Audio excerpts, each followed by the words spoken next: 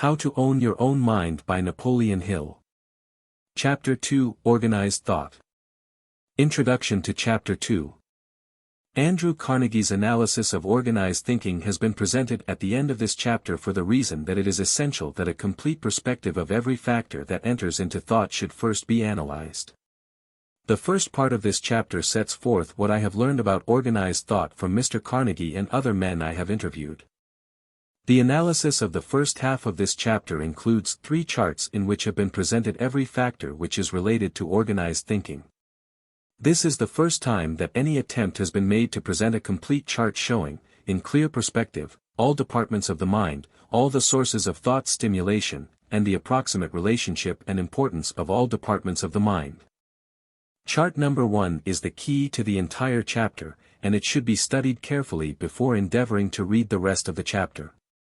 As a matter of fact, it would be helpful if the chart were enlarged, on a piece of paper at least 18 inches square, and placed where it can be seen daily by the reader. The descriptive key to the chart, which appears on the page opposite to it, should likewise be copied in larger type. Do not become confused because of the seeming complexity of this chart, for you will recognize, by the time you finish this lesson, that all departments of the mind have been so wisely coordinated that they operate harmoniously, and with less detail than is required to dial a number on a modern telephone. Chart number 2 sets forth the steps necessary to attainment of one's definite major purpose. Study it carefully, for it is essential to achieving success. Chart number 3 explains how thoughts are formed. All of the factors described in chart number 3 work so smoothly that they function automatically, in the performance of a part of their respective duties, and the whole system can be put into operation by the simple process of using the willpower. I wish especially to call your attention to 2 important factors shown on this chart, the faculty of the will and the faculty of the emotions. These are the 2 departments of the mind which you must get under your control if you are ever to become an organized thinker. In every brain there is an eternal conflict between the emotions and the power of will, and with a vast majority of people the emotions get the better of the conflict. It is no mere figure of speech when we say that, the world is controlled by the emotions of men. Now, the burden of this chapter is to enable the readers to reverse this rule so that they may truthfully say that their emotions are under the control of their willpower. This chapter presents, from many angles, the means by which one may make the faculty of the will the real boss of the other departments of the mind. Mr. Carnegie has gone into this angle of the lesson from the viewpoint of a practical business leader, but it will be clear from his analysis that he places the faculty of the will at the head of the list of important factors which determine one's success or failure in life. In this chapter you will come into a better understanding of that mystery of mysteries known as the power of thought. It is no exaggeration to say that if you master this chapter you will have a philosophy sufficient, by itself, for the solution of practically every problem of life. Accurate thinking is the basis of all human achievements. I have presented a clear description of every major factor that enters into accurate thinking in this chapter. Do not become discouraged, therefore, if you do not master this chapter at the first reading. And now a few words as to how to read this chapter. As you read, be aware that the main object of the chapter is to inspire thought. Read with pencil in hand and mark every line that you may wish to emphasize. Read slowly and make sure that you understand every statement before you finish with it. And, above all, think as you read.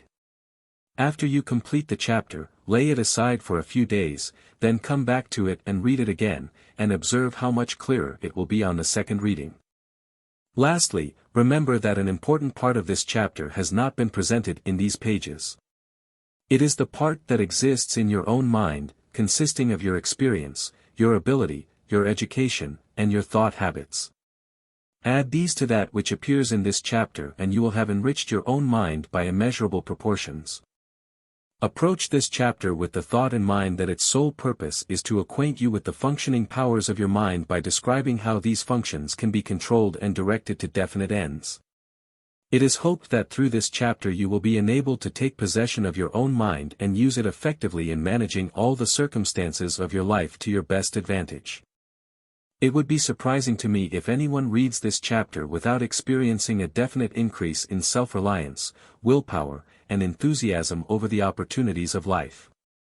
It has been the experience of all to whom this lesson has been taught that they notice a complete change in their entire mental attitude, a change that practically eliminates fear, doubt, indecision, and inaction.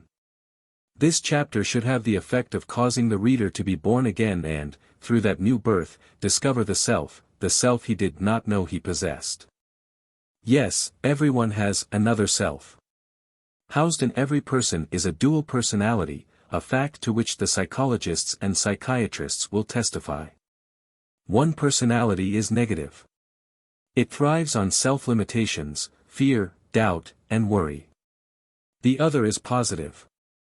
It feeds on faith, courage, definite belief in self, initiative, enthusiasm, and the will to win.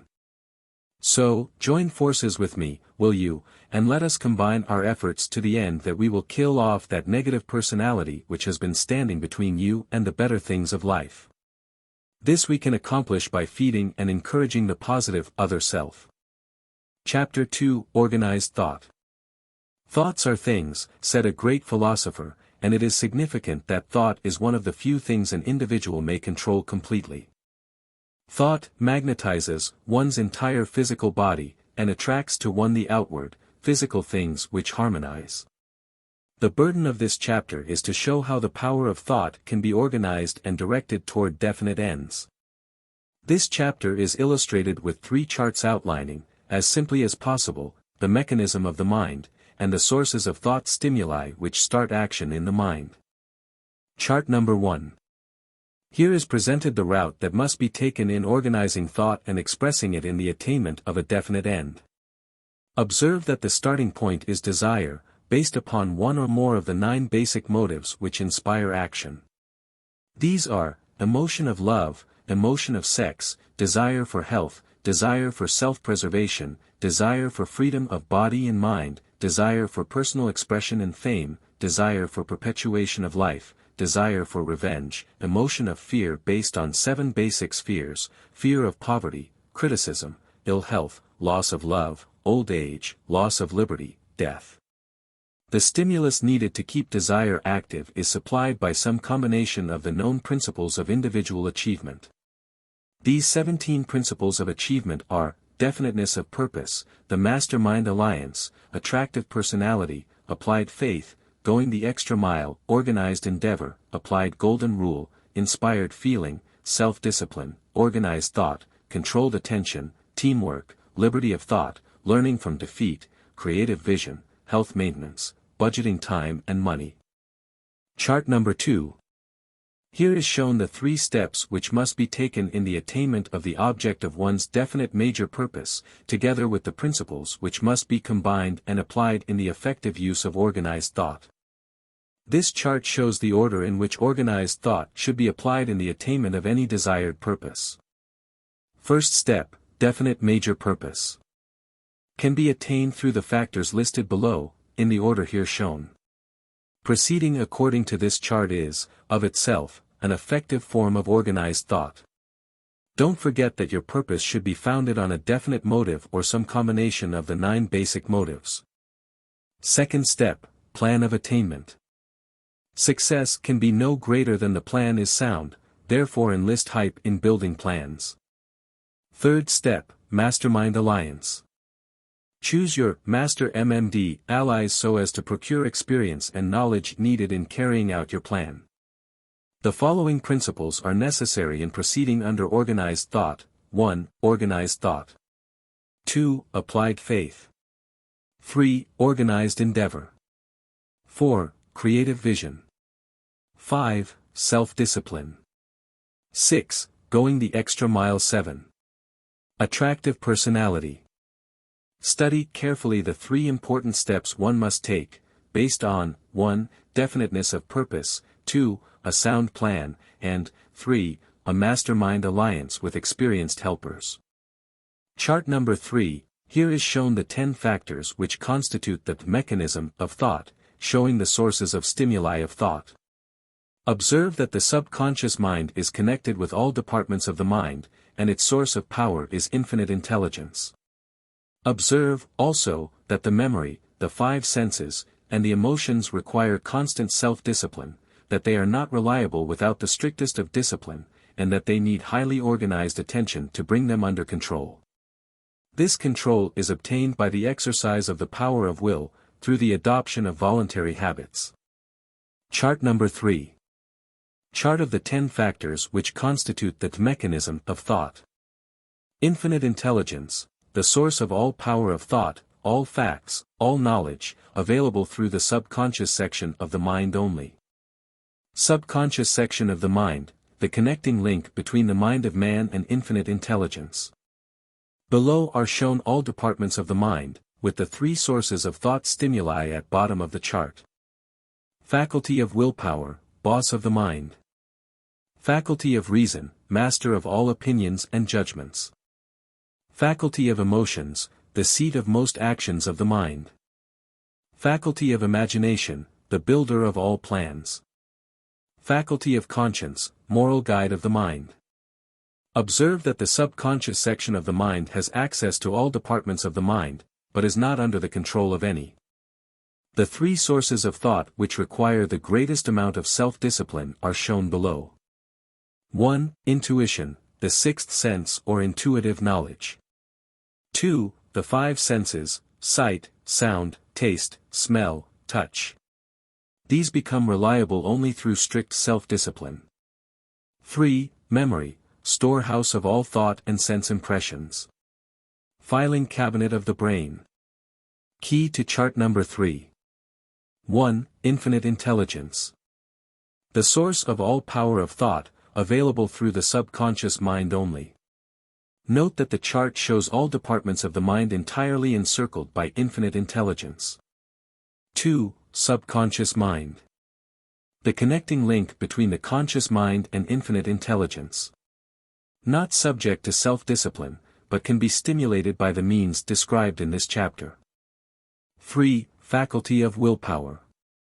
Boss of all departments of the mind, with the power to modify, change, or balance, the actions of all mental functions.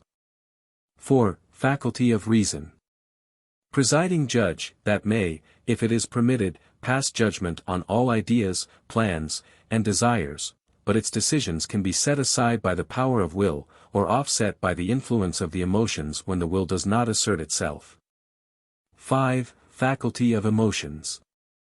The seat of most of the actions of the mind, the source of most of the thoughts released by the mind, and may be very dangerous if not modified by the faculty of reason, under the direction of the power of will. 6. Faculty of imagination. The builder of all plans, ideas, and ways and means of attaining desired ends.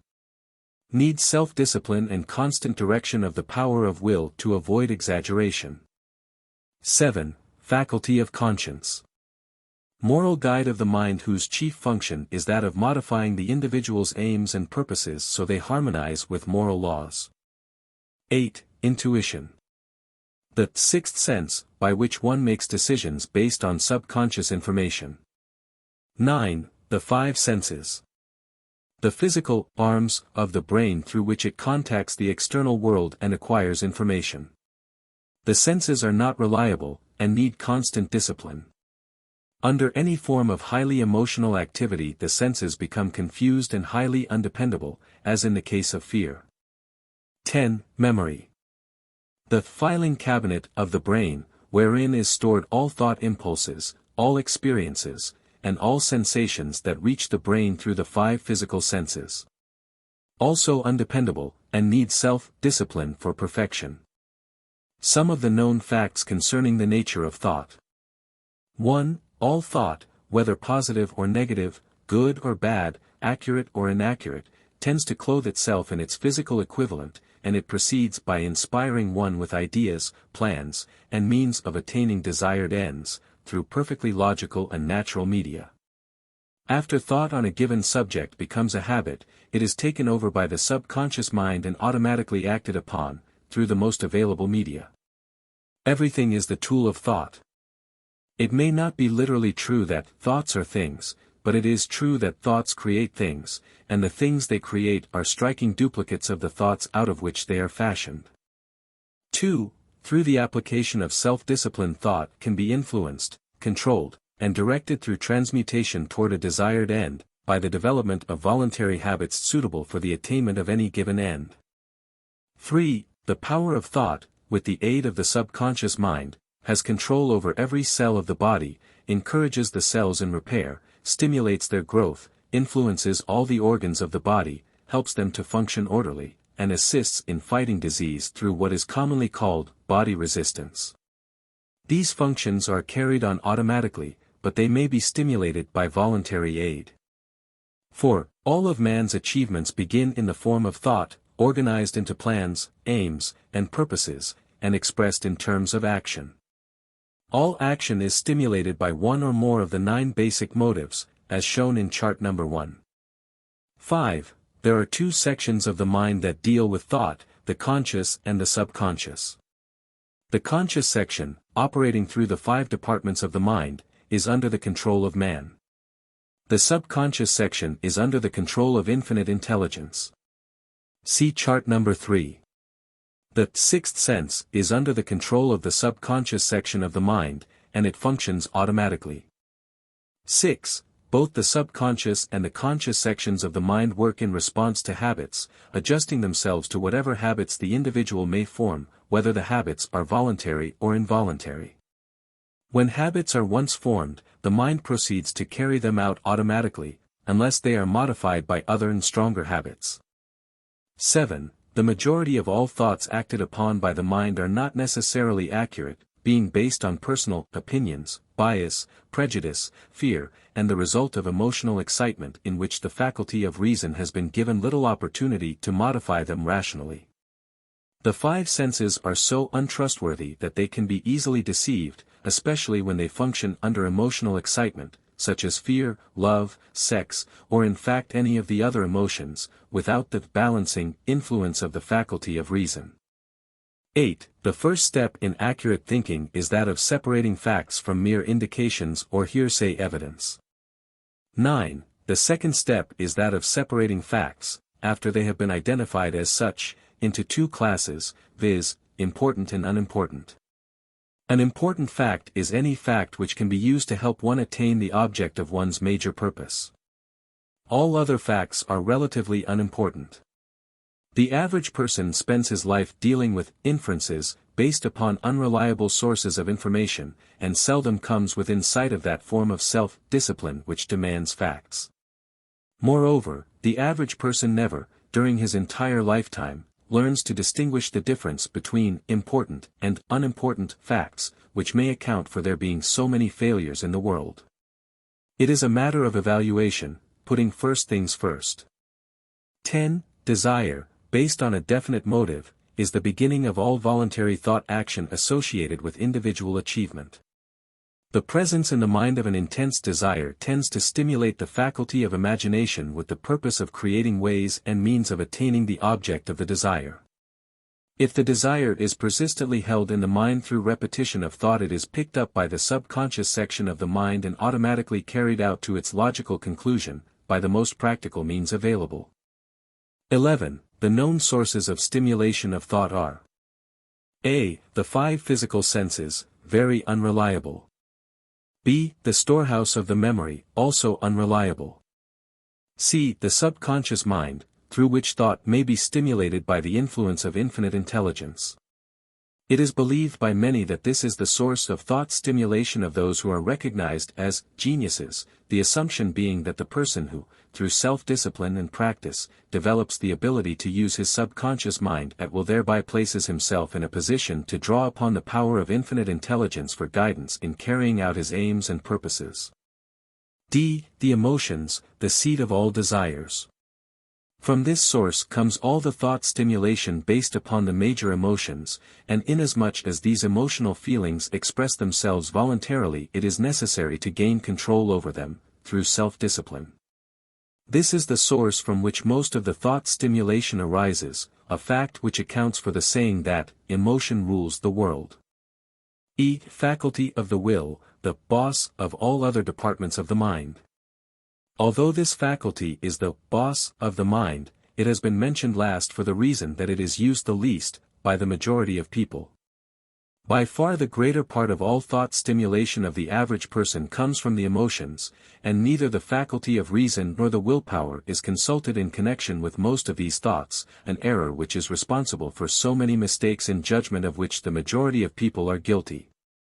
As far as is known, these 5 sources are the only sources of thought stimulation.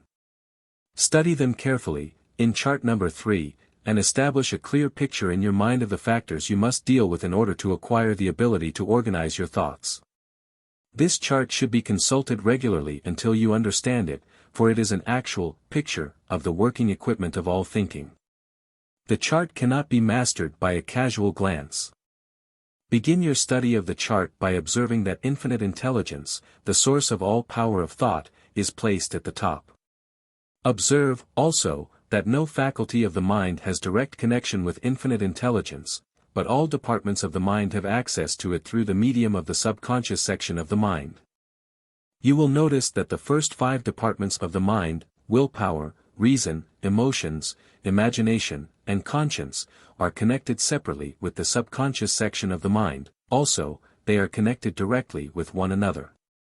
The 3 sources of thought stimulation at the bottom of the chart, intuition, the 5 senses, and memory, have been separated from the other departments of the mind for the reason that they are the 3 sources of thought stimulation which are the least subject to the control of the will, therefore they need special attention through strict self-discipline. 3 faculties of the mind, reason, imagination, and conscience, perform definite functions in the process of thinking, but apparently no thought stimulation comes from these. All 3 of these faculties modify thought after it is submitted to them, but they do not originate thought. The faculty of reason compares all thought with one's past experience, as recalled from the memory, and forms all judgments and opinions. The faculty of the imagination shapes one's thoughts into ideas, plans, and ways and means of attaining desired ends. The conscience gives moral guidance to all thoughts. If consulted at all times, before one engages in expressing any thought in terms of action, these 3 faculties of the mind will become strong and dependable. If they are not consulted, and one forms the habit of acting on thought without their modifying influence, they will atrophy and become useless. All faculties of the mind may be developed and made dependable in the same manner that one may develop a strong arm, namely, by systematic use, through organized habits of thought. There is no other way to gain control over the mind except systematic use, under a plan that will give recognition to every department of the mind, according to the instructions outlined here. Do not become discouraged if you do not grasp the complete plan of the operation of the mind the first time you read this chapter.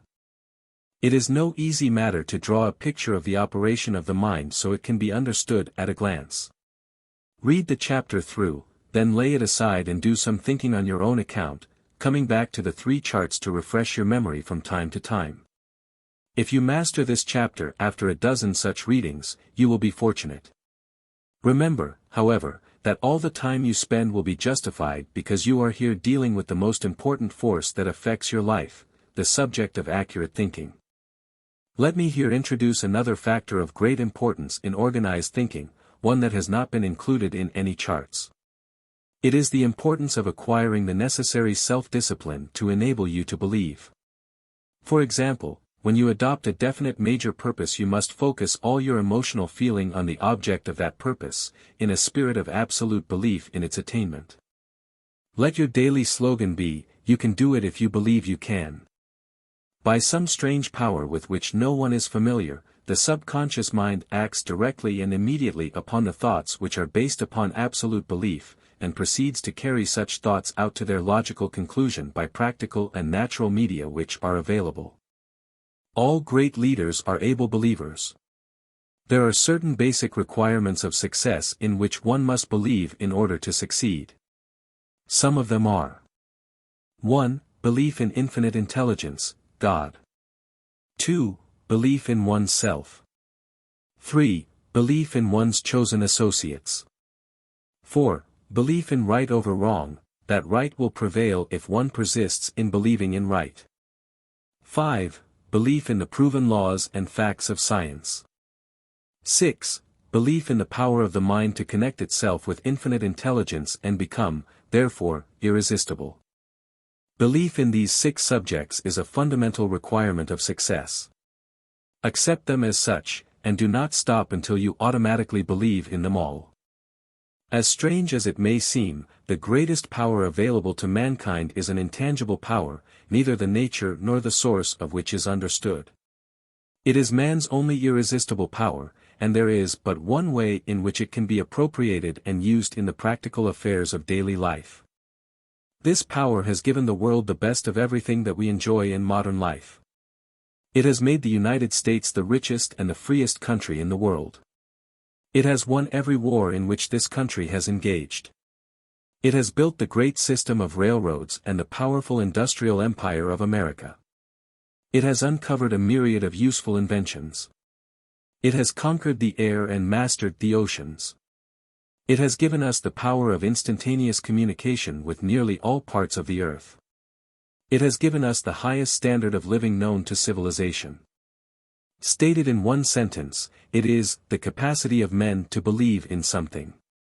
Just that alone, without any modifying definitions, the simple, clearly demonstrable power of belief, the power that has worked miracles down through the ages. Not all the scientific knowledge known to mankind can cope with this intangible form of power. It baffles the minds of the shrewdest of men and defies analysis. It has nothing in common with logic or reason, and it overrides both at will. It is a law unto itself, and the strangest feature of this power is that it can be appropriated and used by the humblest person the same as by the most educated and renowned. George Washington believed his little handful of soldiers could whip a vastly superior army, and then they did it, although his achievement has remained one of the most baffling military triumphs of all times. Edison believed that he could harness electric energy and make it serve as a light. He stood steadfastly behind that belief through more than 10,000 failures and lived to see his belief justified, although others before him had tried to accomplish the same result and failed, perhaps, because they lacked the capacity for unshakable belief. James J. Hill believed that he could bring the East and the West together with a great transcontinental railroad, and though he was only a humble telegraph operator, without money and with few influential friends, he translated his belief into a splendid reality. The Wright brothers believed they could build a machine that would carry a man safely through the air and back that belief persistently through many heartbreaking failures until, at long last, they proved once more that even the law of gravitation is no match for the power of man's belief. A humble farmer by the name of Milo C. Jones was stricken with paralysis, and the doctors told him he could never walk again. Fortunately they did not tell him he never could use his mind again, for he took possession of that mind, began giving instructions to the members of his family, and lived to see his belief in one simple idea earn him more than $1 million. That idea became known throughout America as Little Pig Sausage. Search the records of mankind wherever you will, go as far back as you please, and you will discover that the strong men, the great men, the successful men, have been those who believed in something. The world belongs to men who believe. It always has and it always will. Therefore, in organizing your mind power, be sure to include in your plans a definite program of belief in the things you wish to become real. Let your belief be positive. Believe in something, not against something, remembering meanwhile that belief is contagious, that belief in one thing tends to open the way for belief in many things, while unbelief works in the same manner. No one can rise above mediocrity unless he believes in his own ability to become and to remain self-determining. A student of this philosophy who had just discovered how to take possession of his own mind, through organization of his mind power, expressed his gratitude for the new power revealed to him in these words. I thank God for unwinding the tangled skein of my life, thereby freeing my mind forever from all forms of fear and strife. Truly, the mind that has been brought under self-discipline, through proper organization of the departments of the mind, may be forever free from all forms of fear and strife. A disorganized mind can never be free. Mind organization must begin with an inventory of the factors which enter into thinking, as they have been presented in chart number 3. These factors must be brought under self-discipline and directed to definite ends, through organized endeavor. The mind develops and becomes strong only through action. Even belief is useless unless it is followed by some sort of action appropriate to its nature and purpose. Passive belief produces no results whatsoever save failure and defeat. When Henley wrote the following poem he had in mind an active belief, although he did not make this fact quite clear in his lines. Out of the night that covers me, black as the pit from pole to pole, I thank whatever gods may be, for my unconquerable soul. In the fell clutch of circumstance, I have not winced nor cried aloud.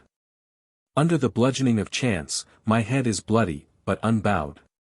Beyond this place of wrath and tears, looms but the horror of the shade, and yet the menace of the years finds, and shall find, me unafraid.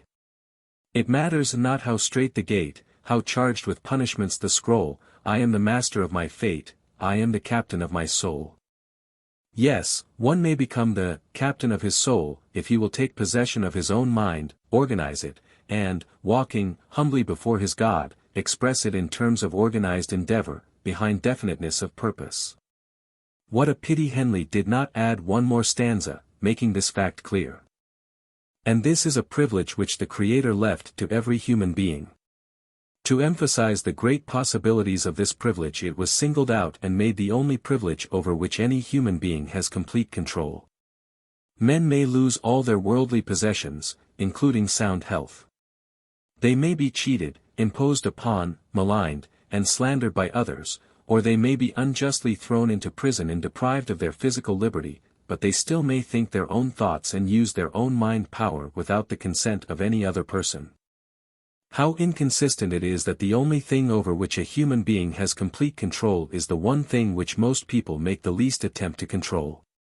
The inconsistency becomes all the more astounding when one recognizes the fact that the power of organized thought offers the solution to all of one's problems, and nothing else does.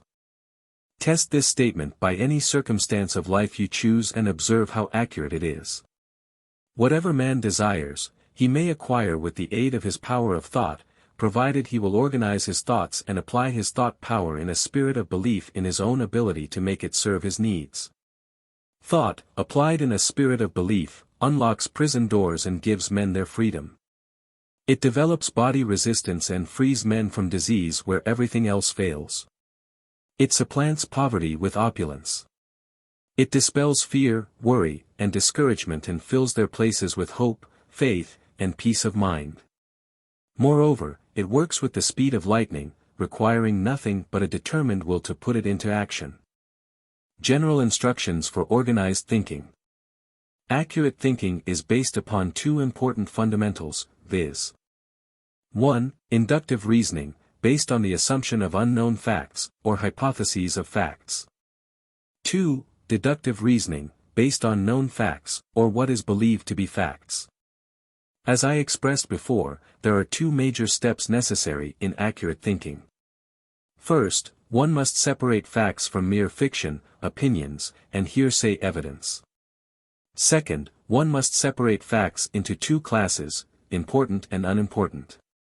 An important fact is any fact that can be used to advantage in the attainment of one's aims and purposes.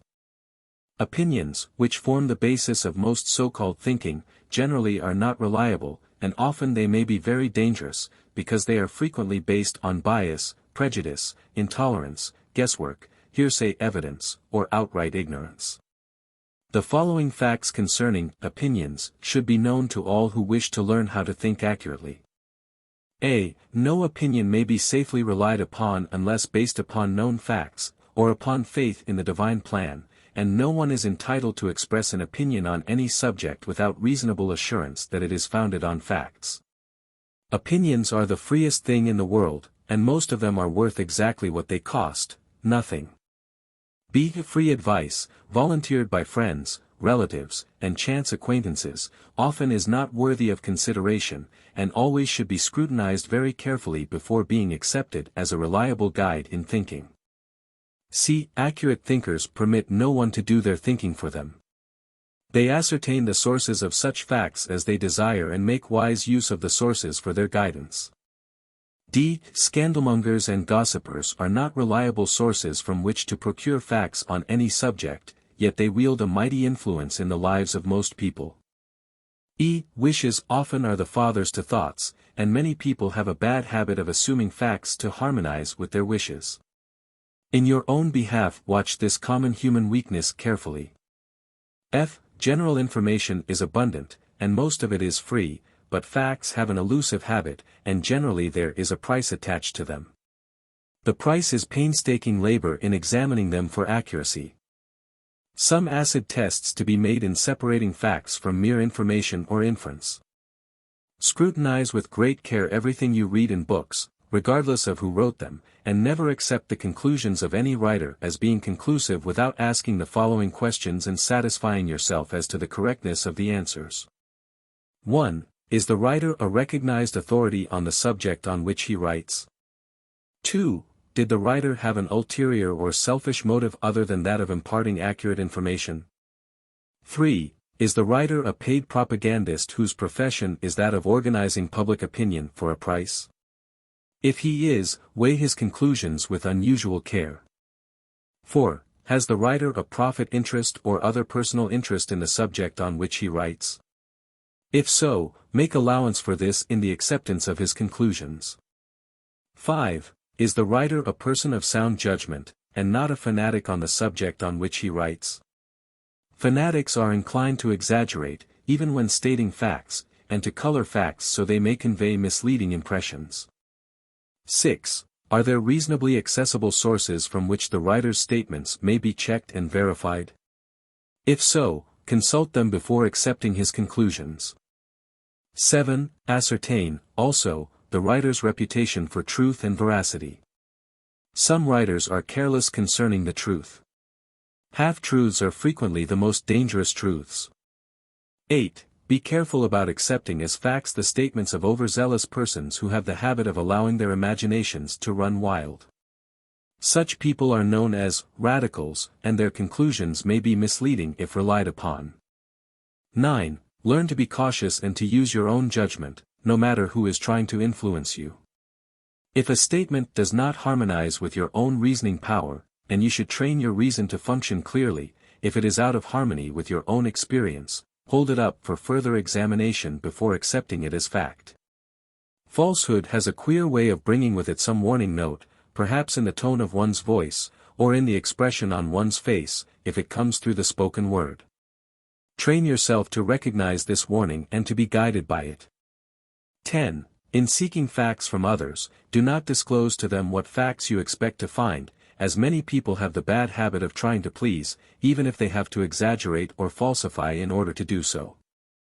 11. Science is the art of organizing and classifying facts. When you wish to make sure you are dealing with facts, seek scientific sources for their testing wherever possible. Men of science usually have neither the motive nor the inclination to modify or change facts for any purpose whatsoever. 12. Your emotions are not always reliable, and generally they influence you to reach decisions regardless of facts. Before being influenced too far by your emotions, give your reasoning faculty, your head, a chance to pass judgment on the business at hand, whatever it may be. The head is always more dependable than the emotions, the heart. The person who forgets this generally lives to regret his neglect. 13. These are some of the commonest enemies of sound thinking, and they should be scrutinized carefully before reaching decisions. A. The emotions of love and sex. Either of these emotions may easily override facts and render the faculty of reason useless. Don't let them do it. B. Hatred, anger, jealousy, fear, revenge, greed, vanity, egotism, procrastination, and the desire for something for nothing, usually known as the gambling instinct. These emotions frequently distort facts. C. Uncontrolled enthusiasm and imagination. Keep a close watch over these two, as they may be as dangerous as they are beneficial, because they are clever tools of self-deceit. Let your mind be always an eternal question mark. Not in a sense of being a confirmed skeptic who believes in nothing, but as a cautious person who wishes to be accurate in his thinking. Question everything and everyone until you satisfy yourself that you are dealing with facts. Do this quietly, in the silence of your own mind, and avoid being known as a doubting Thomas. Be always a good listener, but also be an accurate thinker as you listen, when others are speaking. Remember, you are living in an age when the distribution of propaganda has become a highly skilled profession. The most dangerous forms of propaganda are those whose sources of origin or whose purpose are not recognizable. In fact, if either the source or the purpose are obvious, the attempt to influence is not propaganda, it is plain advertising. Remember, also, that you have been given three important fact-finding departments of the mind, namely, 1. The power of will, 2. The faculty of reason, and 3. The faculty of conscience. These departments of the mind become strong and reliable only through discipline, training, and use. Give them a chance to pass on everything you wish to accept as facts. Form the habit of relying upon their decisions. If you fail to do this, you may never be an accurate thinker. Be very careful about accepting as facts anything that originates in these three areas of the mind: 1. The five senses, 2. The emotions, and 3. The memory. All three of these sources are faulty, and they require the strictest of self-discipline before they become dependable. Any practical psychologist can deceive you through all five of your physical senses, and you are doubtlessly deceiving yourself through these senses, almost daily. For example, if you cross the second finger of either hand over the first finger, and place a small object between the tips of the two fingers so that it touches both, your sense of touch will deceive you before your very eyes, by registering two objects instead of one. The moment you take your fingers out of their accustomed positions, and thereby interfere with their habits, they cease to inform you accurately. Similarly, all of the five senses may be deceived.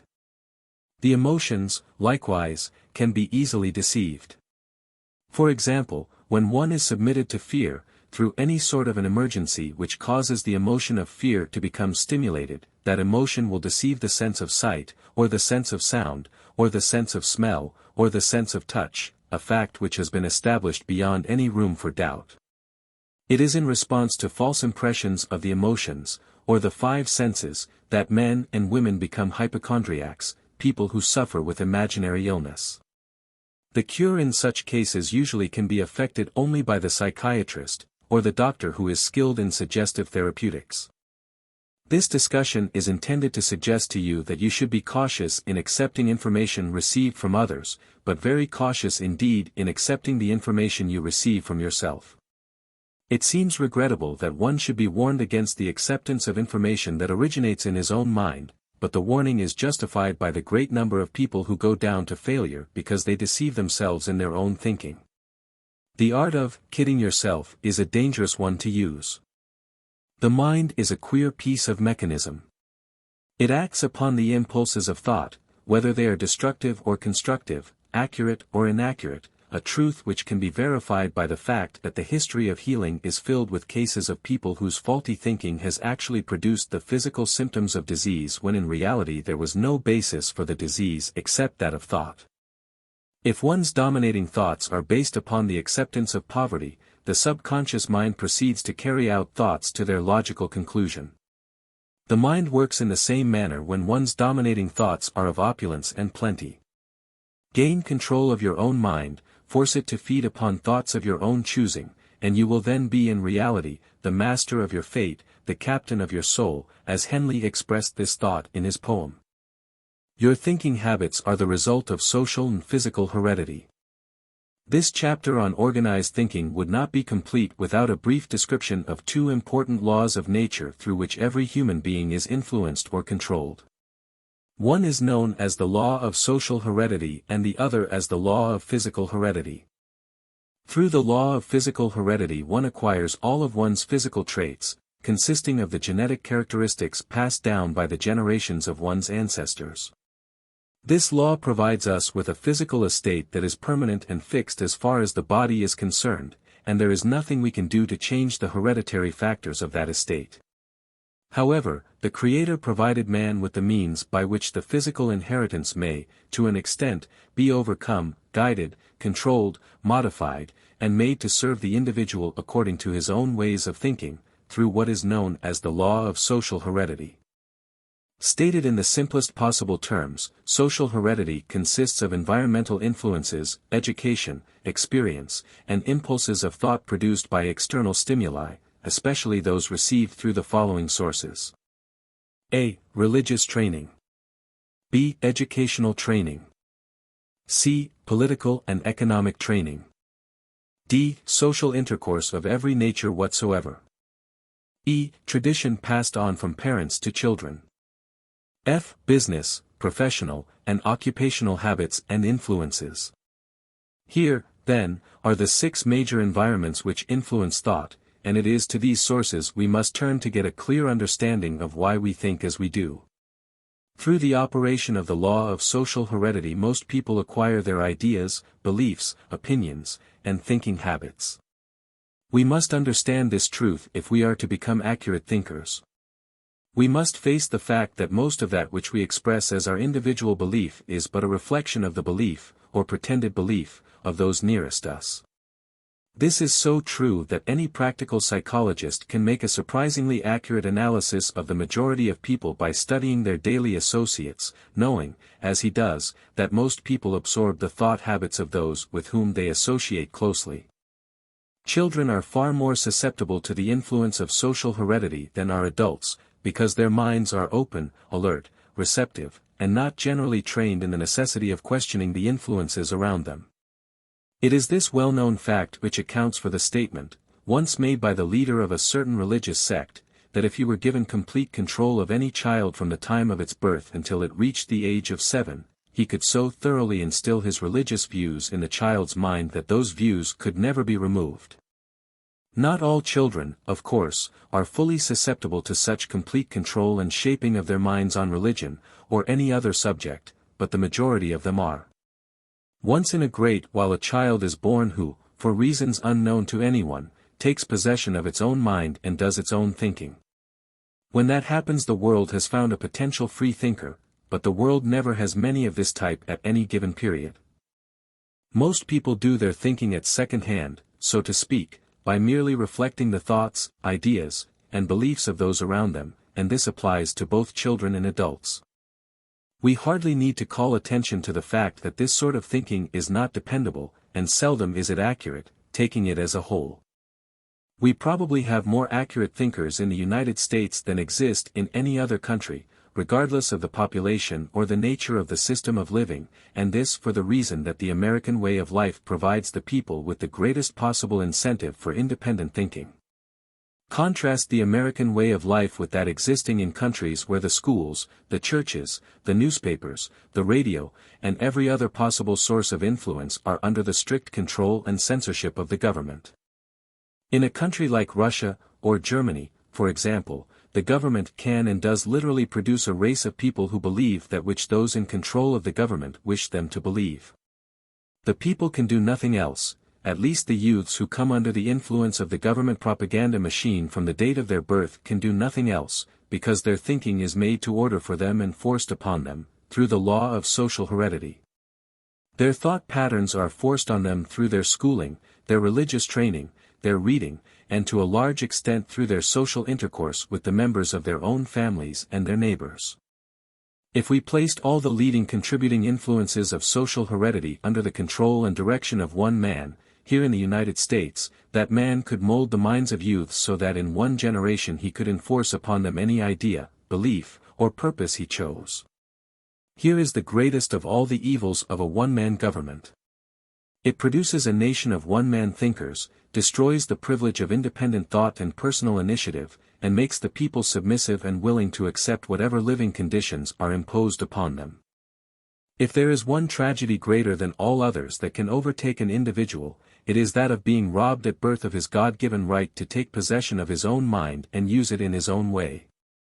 The very fact that man was so created that he has control over but one thing, and that one thing is the right to direct his own thoughts, clearly signifies the Creator's purpose and plan to give mankind freedom through self-effort. It is not likely that the Creator ever intended that any human being should be enslaved by anyone, by being deprived of his privilege of thinking his own thoughts. The idea of using the law of social heredity to deprive people of the privilege of doing their own thinking is purely a man-made idea, and it is one of the most tragic abuses of natural law known to civilization. One of the greatest blessings of the American way of life consists in the marvelous public school system which, because of its decentralization, makes it well-nigh impossible for one man or one group of men to fix any idea permanently in the minds of the youths of America by the control of the school system. In our country the public schools are under the control of local citizens in each school community, and be it said to their everlasting credit that for the most part the men and women on the boards of education, the school superintendents, the principals, and the teachers are American citizens whose character, integrity, loyalty to country, and judgment are of the highest order. Under our school system the youths are taught to respect the flag of the United States, but that is about the extent of any single idea that is imposed upon the youths of all the schools as a whole, and even that is not forced upon them. It is taught them by methods which permit them to use their own faculty of reason. In the United States all the major sources of thought inspiration, such as the newspapers, radio, schools, and books, are so managed that every individual may accept or reject any idea that is passed on through these sources. Therefore we have every opportunity in this country to become untrammeled thinkers, to use our minds as the Creator intended we should be permitted to use them. If a person's thinking is faulty in this country, the fault is of the man's own making, and not imposed upon him by any system designed to pervert the law of social heredity to unworthy ends, as is done in many other countries. Despite the great advantages of our system which encourages independent thought, the fact still remains that the majority of our people neglect their privilege of thinking for themselves, and become the victims, to a large degree, of the faulty thinking of those nearest them. This is due, to a large extent, to the lack of understanding of the factors of social heredity. With all the many advantages of our public school system, it has failed to provide the youths of America with a clear understanding of the process of sound thinking, and it has taught them too little of the influences of social heredity, or the media which inspire most of their thinking. This obvious weakness has made it seem necessary for me to explain the law of social heredity as an essential part of the philosophy of individual achievement, as no one may become self-determining without a clear understanding of the sources of his own thoughts. How we acquire opinions through the influence of social heredity. Most opinions are not only valueless, but they are dangerous when they are not based on sound premises. Let us have a look at the sources from which many opinions come. Most political alliances are based upon impressions one gets from association with relatives and friends during youth. The late Bob Taylor, formerly governor of Tennessee, once brought home to a young man, in a dramatic manner, the source from which he derived his political viewpoint. "Why," asked Governor Taylor, "are you such a confirmed Democrat?" Quick as a flash of lightning the young man replied, saying, "I am a Democrat because I live in Tennessee and my father and my grandfather were Democrats." "That's why." "Well," chuckled the jocular governor, "wouldn't you be in a bad fix if your father and your grandfather had been horse thieves?" It is doubtful whether one person out of every 1,000 who is allied with either of the two major political parties of this country could intelligently describe the difference between the two parties. Yet most people have very strong convictions that the political party to which they belong is the only party worthy of their support. Those who could explain the differences between these two parties probably could not give a satisfactory reason why they belong to their chosen party, nor would they suspect that their alliance may be the result of the influences to which they have been submitted since childhood, rather than sound reasoning as to the relative merits of the two parties. In religion one would find the same sort of condition. We suspect that there are only a few church members of any denomination who could clearly define the difference between the various religious denominations of the United States, and it may be no great exaggeration to say that the majority of those who belong to churches could not describe, accurately, the religious tenets of their own church, let alone those of other churches. Yet they have strong convictions that their church is the preferred one, little realizing that their opinions are the result of social heredity and not the outcome of carefully thought-out religious convictions. Most people form the habit of embracing the beliefs of those with whom they associate most closely without regard to the soundness of their beliefs. The manner in which people come by their beliefs was aptly defined in 4 lines by Alexander Pope, who described how one develops criminal tendencies, viz. Vice is a monster of so frightful a mien, as, to be hated, needs but to be seen, yet seen too oft, familiar with her face, we first endure, then pity, then embrace. And that is true of any idea we embrace. At first we may not accept the idea, but close association with it gradually influences us to endure it, then to embrace it as our own, often forgetting the actual source from whence it came.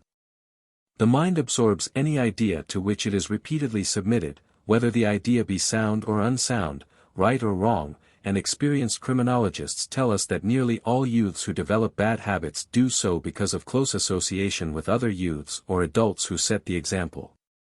The drinking habit, for example, became popular during the Prohibition era, when the sneaking of a drink from behind locked doors was looked upon as an act of smartness. People who never took a drink of intoxicating liquor prior to the days of Prohibition developed the habit because everybody was doing it. In a like manner the cigarette habit became the national pastime for youths and adults alike.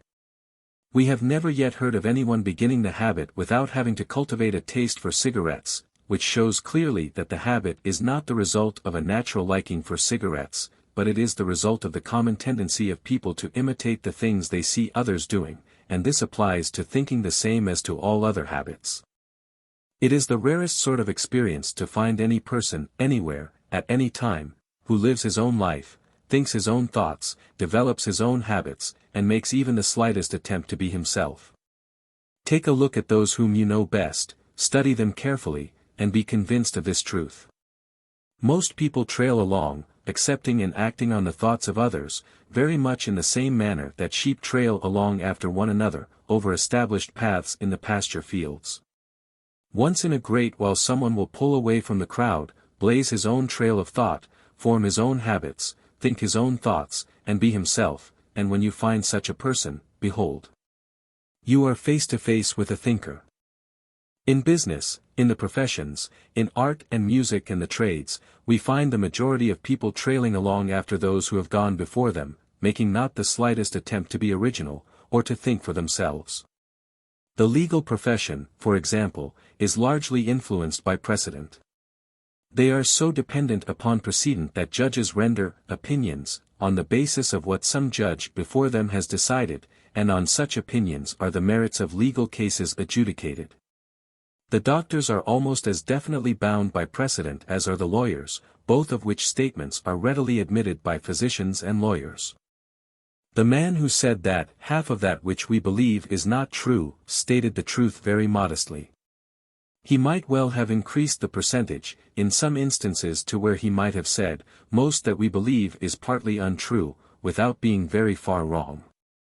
It is a rare experience to find a man who does not make the mistake of believing that because some statement appears in the newspapers it is true, and there are people who accept as truth the stories that appear in books, solely on the basis of the antiquity of the books. It would be difficult to find a person who does not have an opinion, one way or another on Einstein's theory of relativity, although if you asked most of them to explain the theory, they would not be able to do so. Another weakness of most people is the common habit of unbelief.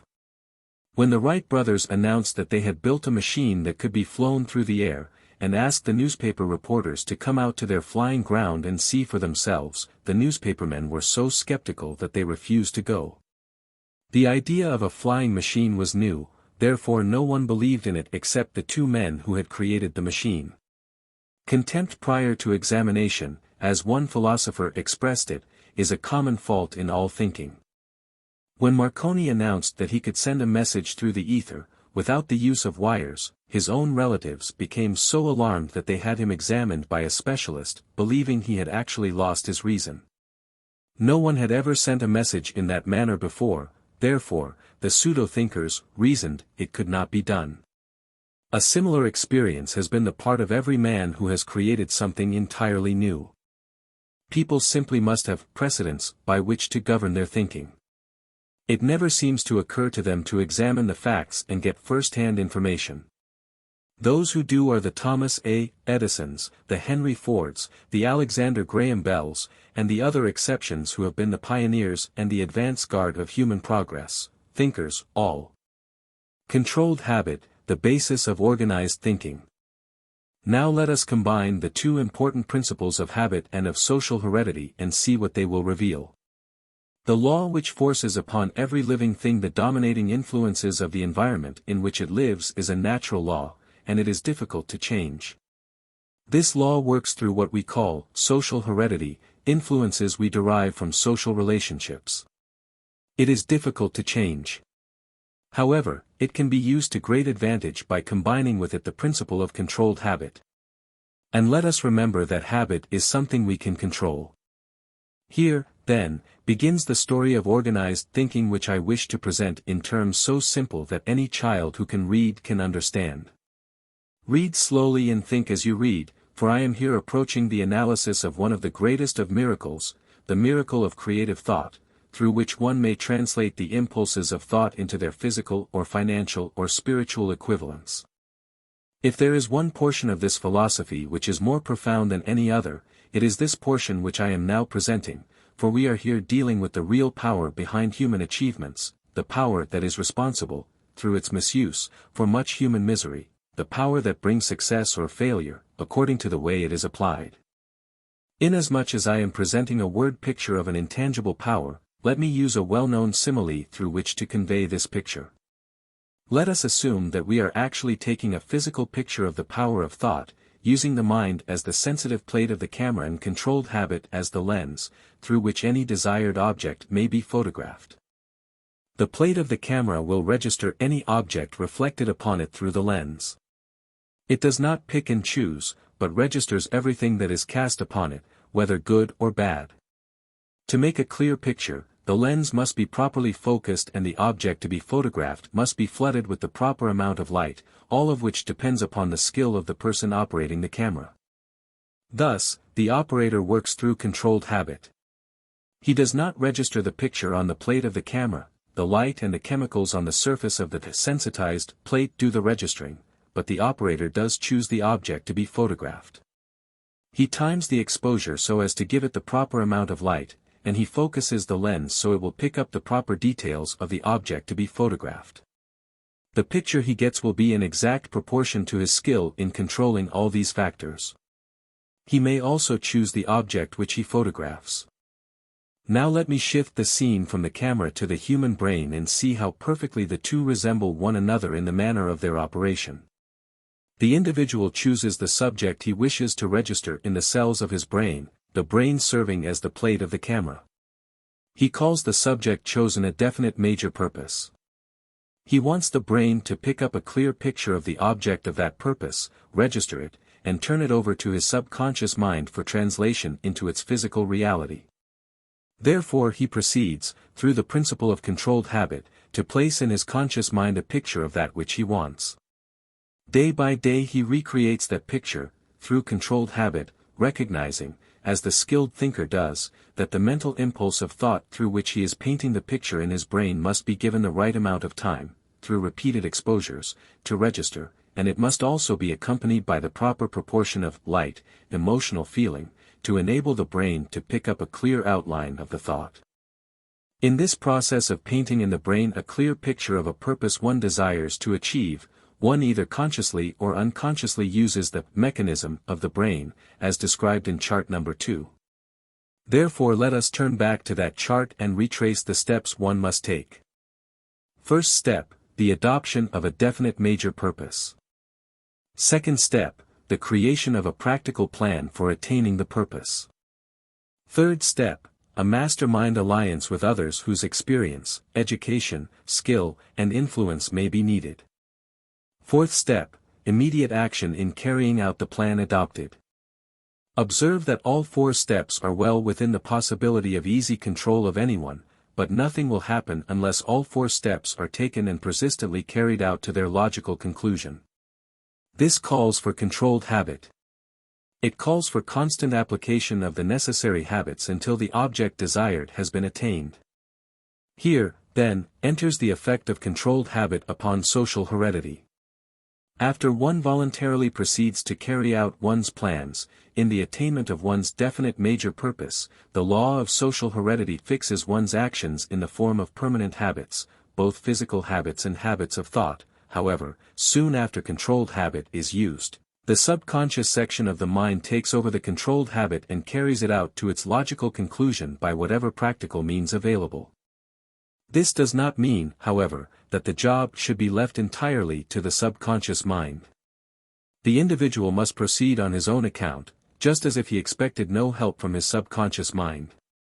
What the subconscious mind actually does is this: it inspires one, through the faculty of imagination, with ideas, plans, and ways and means of attaining the object of his purpose, and that is all that need be expected of it. In taking the 4 steps here described, one must make use of all the principles of this philosophy outlined in chart number 2, all of which constitute a part of that which we call controlled habit. These principles will not work merely by one's having read and understood them. They must be put into action. The action must be persisted in until it becomes fixed habit.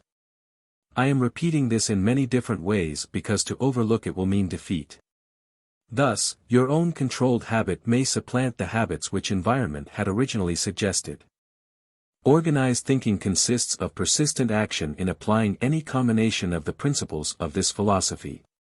Without action there will be no controlled habits. Without controlled habits there will be no dependable registration in the brain of the picture of that which one desires. Therefore there will be nothing which the subconscious mind can take over and act upon. Now let us turn to chart number 3 and study the sources of power and the faculties of the mind which are involved in taking the 4 steps I have described. The source of all power of thought is infinite intelligence, shown at the top of the chart. This intelligence cannot be directly appropriated by the brain of man, for reasons with which no one is familiar.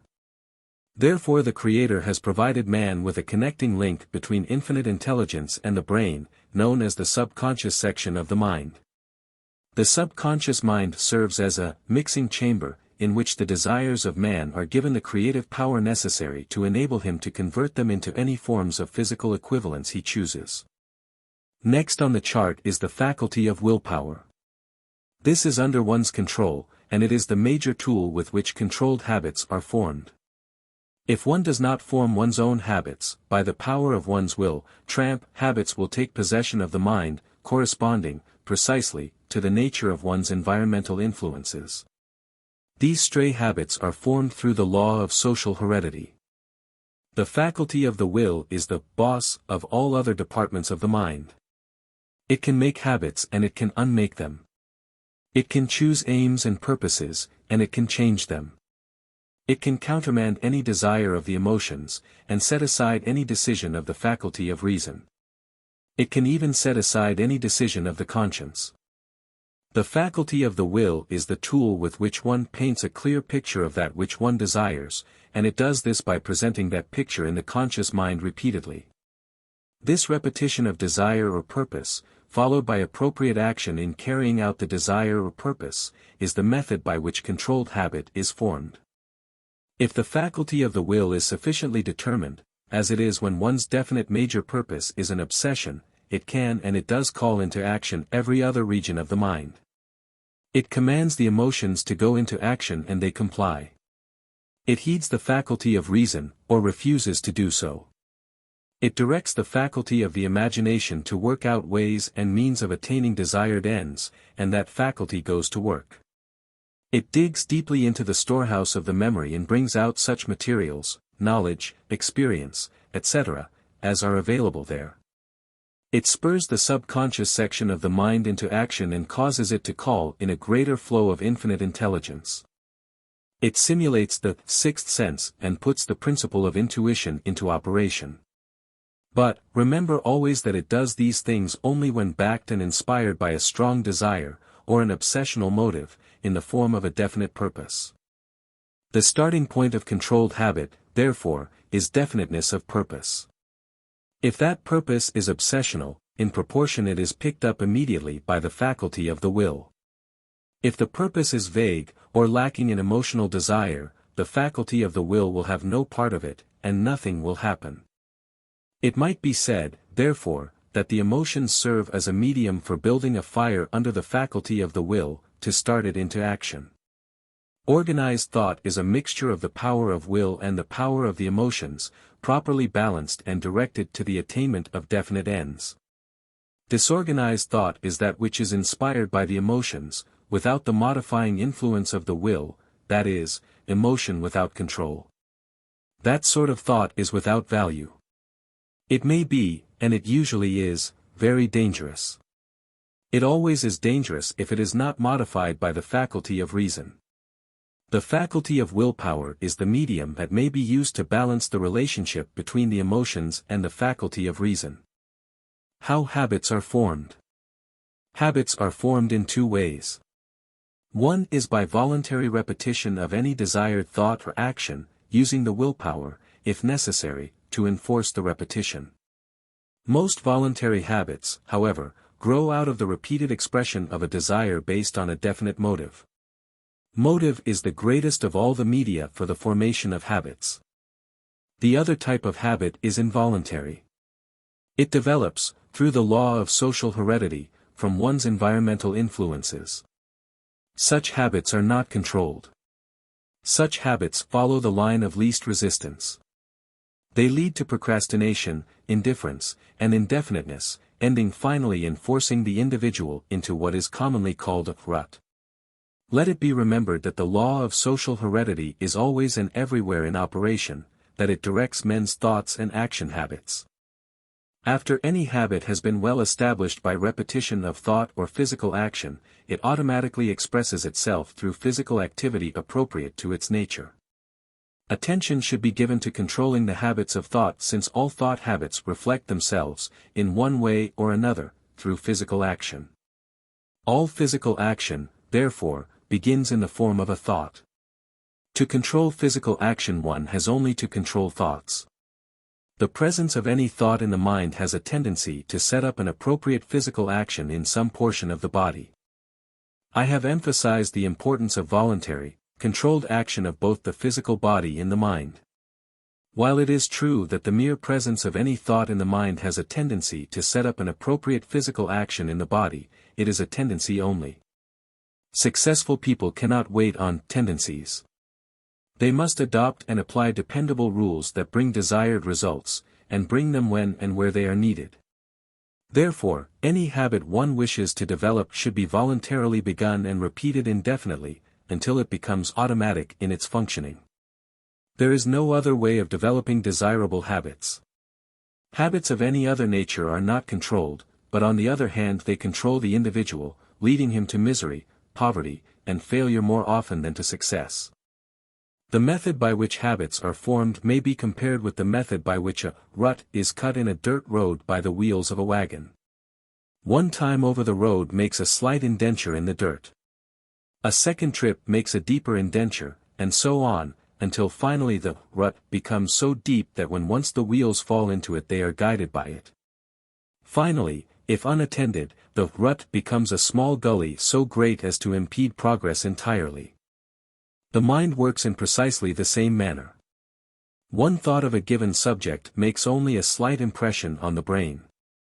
A repetition of that thought makes a deeper impression, and many repetitions make the impression so deep that it, too, becomes a mental rut into which the wheels of thought fall and operate automatically. If the gully is not stopped, it will in time become so serious that it will demoralize thought. Émile Coué had this principle of thought habit in mind when he admonished his followers to repeat, many times daily, his famous health and success formula, day by day in every way I am becoming better and better. To the person unfamiliar with the manner in which thought habits are formed, such a formula might seem useless, but not so with the person who understands how the power of thought operates. You will know when a habit has been properly established by your own state of mind and by the results you get from it. When the habit has been properly developed you will experience a feeling of continuous enthusiasm in connection with your plans. This enthusiasm will drive you during your every conscious moment. It will even continue driving you, through your subconscious mind, while you sleep, and you need not be surprised when your subconscious mind awakens you from sleep, with some idea or plan useful in carrying out the object of your definite major purpose. Work will no longer be a drudge, it will be a pleasure in which you will engage as eagerly as you eat your meals when hungry. Moreover, things will begin to happen outside your own mind that will give you courage. People will begin to cooperate with you in a spirit of enthusiasm. Unexpected opportunities for the promotion of your personal interests and plans will spring up all around you. Your imagination will become keener and more active. You can work long hours without becoming fatigued. You will experience better health than you ever had before. Gradually the dark glasses of despair you have been wearing will change their color and you will see the whole world around you through crystal clear glasses of hope and faith, for you will have changed the entire vibration of your being, and with this change will come an improvement in your financial, social, and occupational status. This is no idle promise. I know it will be realized by you, if you follow instructions, because it has happened to thousands of other students of this philosophy. Defeat may overtake you, as it overtakes everyone, but you will use it as a challenge to greater effort, because you will have discovered that organized thought is an irresistible force capable of making stepping stones out of stumbling blocks. How, may I ask, could anyone be permanently defeated who has acquired the ability to transmute every emotion, every feeling, every fear, and every worry into a constructive positive driving force for the attainment of definite ends? And this is precisely what organized thought enables one to do. Every student of this philosophy should have the word action burned into his consciousness, for it is one of the key words of the entire philosophy. Andrew Carnegie. How to Own Your Own Mind by Napoleon Hill. Andrew Carnegie's views on organized thinking. This interview took place in Mr. Carnegie's private study, more than 30 years ago, while the great steel master was coaching his protege, Napoleon Hill, in preparation for the organization of the philosophy of American achievement. Hill. You have explained that an important principle of individual achievement is organized thought. You have stated, also, that no one may be sure of success without the ability to organize his thinking habits. Therefore, will you go ahead, Mr. Carnegie, and explain the meaning of the term organized thought? I have a general idea what it means, but I would like to have a detailed statement of its meaning, also a clear understanding of how this principle is applied in the practical affairs of life. Carnegie. Before discussing the organization of thought, let us examine thought itself. What is thought? With what do we think? Is thought subject to individual control? Thought is a form of energy that is distributed through the brain, but it has one peculiar quality unknown in connection with all other forms of energy: it has intelligence. Thought can be controlled and directed toward the attainment of anything man may desire. In fact, thought is the only thing over which any person has complete, unchallenged control. The system of control is so complete that no one may penetrate the mind of another without his consent, although this system of protection often is so loosely guarded that one's mind may be entered at will by any person skilled in the art of thought interpretation. Many people not only leave their minds wide open for others to enter and interpret their thoughts, but they voluntarily disclose the nature of their thoughts by unguarded expressions of speech and their personal conduct, their facial expression, and the like. Hill. Is it safe for one to leave his mind open to free entry by others? Carnegie.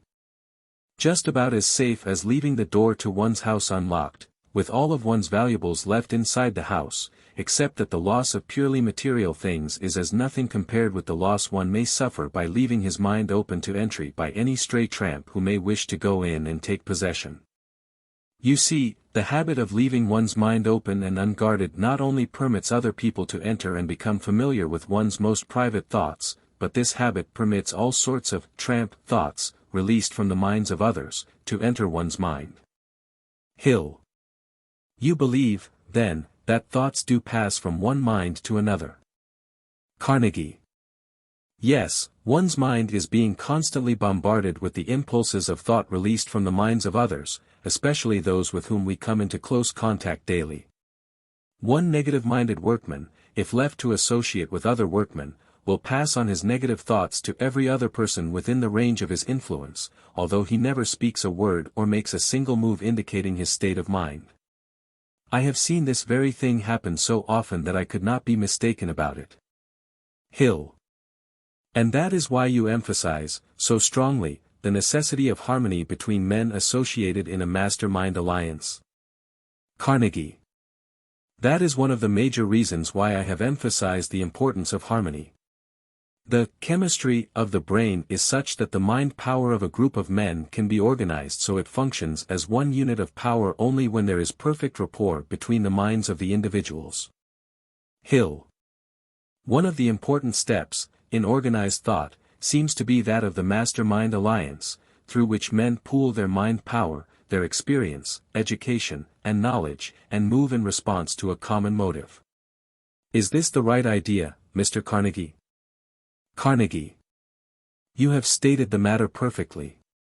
You might have said that the mastermind alliance is the most important step one may take in connection with organized thought, for that is true. But organized thought begins with the organization of the individual's thinking habits. To become an effective member of a mastermind alliance, an individual must first form definite, controlled habits of thought. A group of men working together under the mastermind principle, each of whom has so disciplined himself that he controls his thought habits, represents organized thought of the highest order. As a matter of fact, there never can be full assurance of harmony in a mastermind group unless each member of the group is so self-disciplined that he can control his own thoughts. Hill. Do I understand you to say that an individual may actually discipline himself so that he controls the nature of his thoughts? Carnegie. Yes, that is true, but remember that one gains control over his thoughts by forming definite thought habits. You know, of course, that when habits are once formed they function automatically, without any voluntary effort on the individual's part. Hill. But Mr. Carnegie, isn't it very difficult for one to force his mind to function through definite habits? How may one go about this sort of self-discipline? Carnegie. No, there is nothing difficult about the formation of habits. As a matter of fact, the mind is constantly forming thought habits without the conscious knowledge of the individual, responding, as the mind does, to every influence that reaches it from one's daily environment. Through self-discipline one may switch the action of his mind from responses to the casual influences around him to subjects of his own choice instead. This is accomplished by setting up in the mind a definite motive, based on a definite purpose, and intensifying that purpose until it becomes an obsession. Stating the matter differently, one may fill his mind with a definite purpose that is so interesting it leaves him no time or opportunity to dwell upon other subjects. In this manner he forms definite thought habits.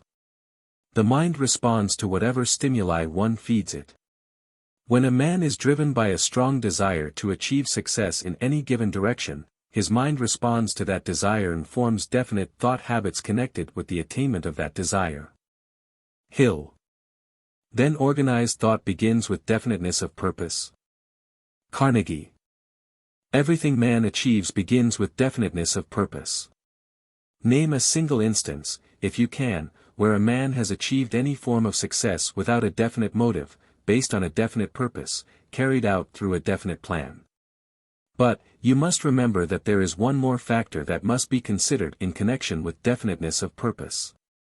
The purpose must be expressed in terms of intense action. Here is where the power of the emotions gives an account of itself. The emotional feeling of desire for the attainment of a definite purpose is the power that gives life and action to that purpose, and influences one to move on his own initiative. To ensure satisfactory results, one's definite purpose should be given obsessional proportions. It should be backed by a burning desire for its attainment. Desires of this sort take full possession of one's mind and keep it so fully occupied that it has no inclination or opportunity to entertain stray thoughts released by the minds of others. Hill. I believe I see what you mean.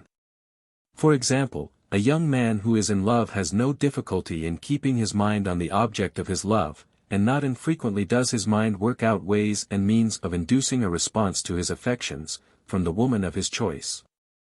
In this sort of circumstance one has no difficulty in forming controlled thought habits. Carnegie. Your illustration is perfect. Now switch it over to some other sort of purpose such, for example, as the development of a business, or a profession, or the attainment of a definite position, or the accumulation of money, and you will have an idea of how these ends are attained, through obsessional desire for their attainment.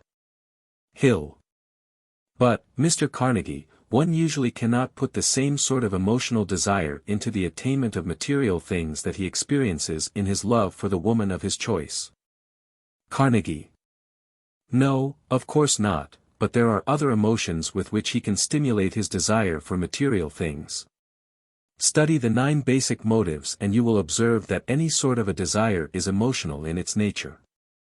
There is the desire for material riches, and it is a rather universal and well-developed desire with most people, the desire for personal expression leading to recognition and fame, the desire for self-preservation, and the desire for freedom of body and mind. All of one's emotions, including, of course, the emotion of love, can be converted to the attainment of any desired end. The desire for the accumulation of material riches may, for example, be combined with one's love for the woman of his choice, where the desire for money is associated with one's desire to provide the woman of his choice with the comforts that money will buy.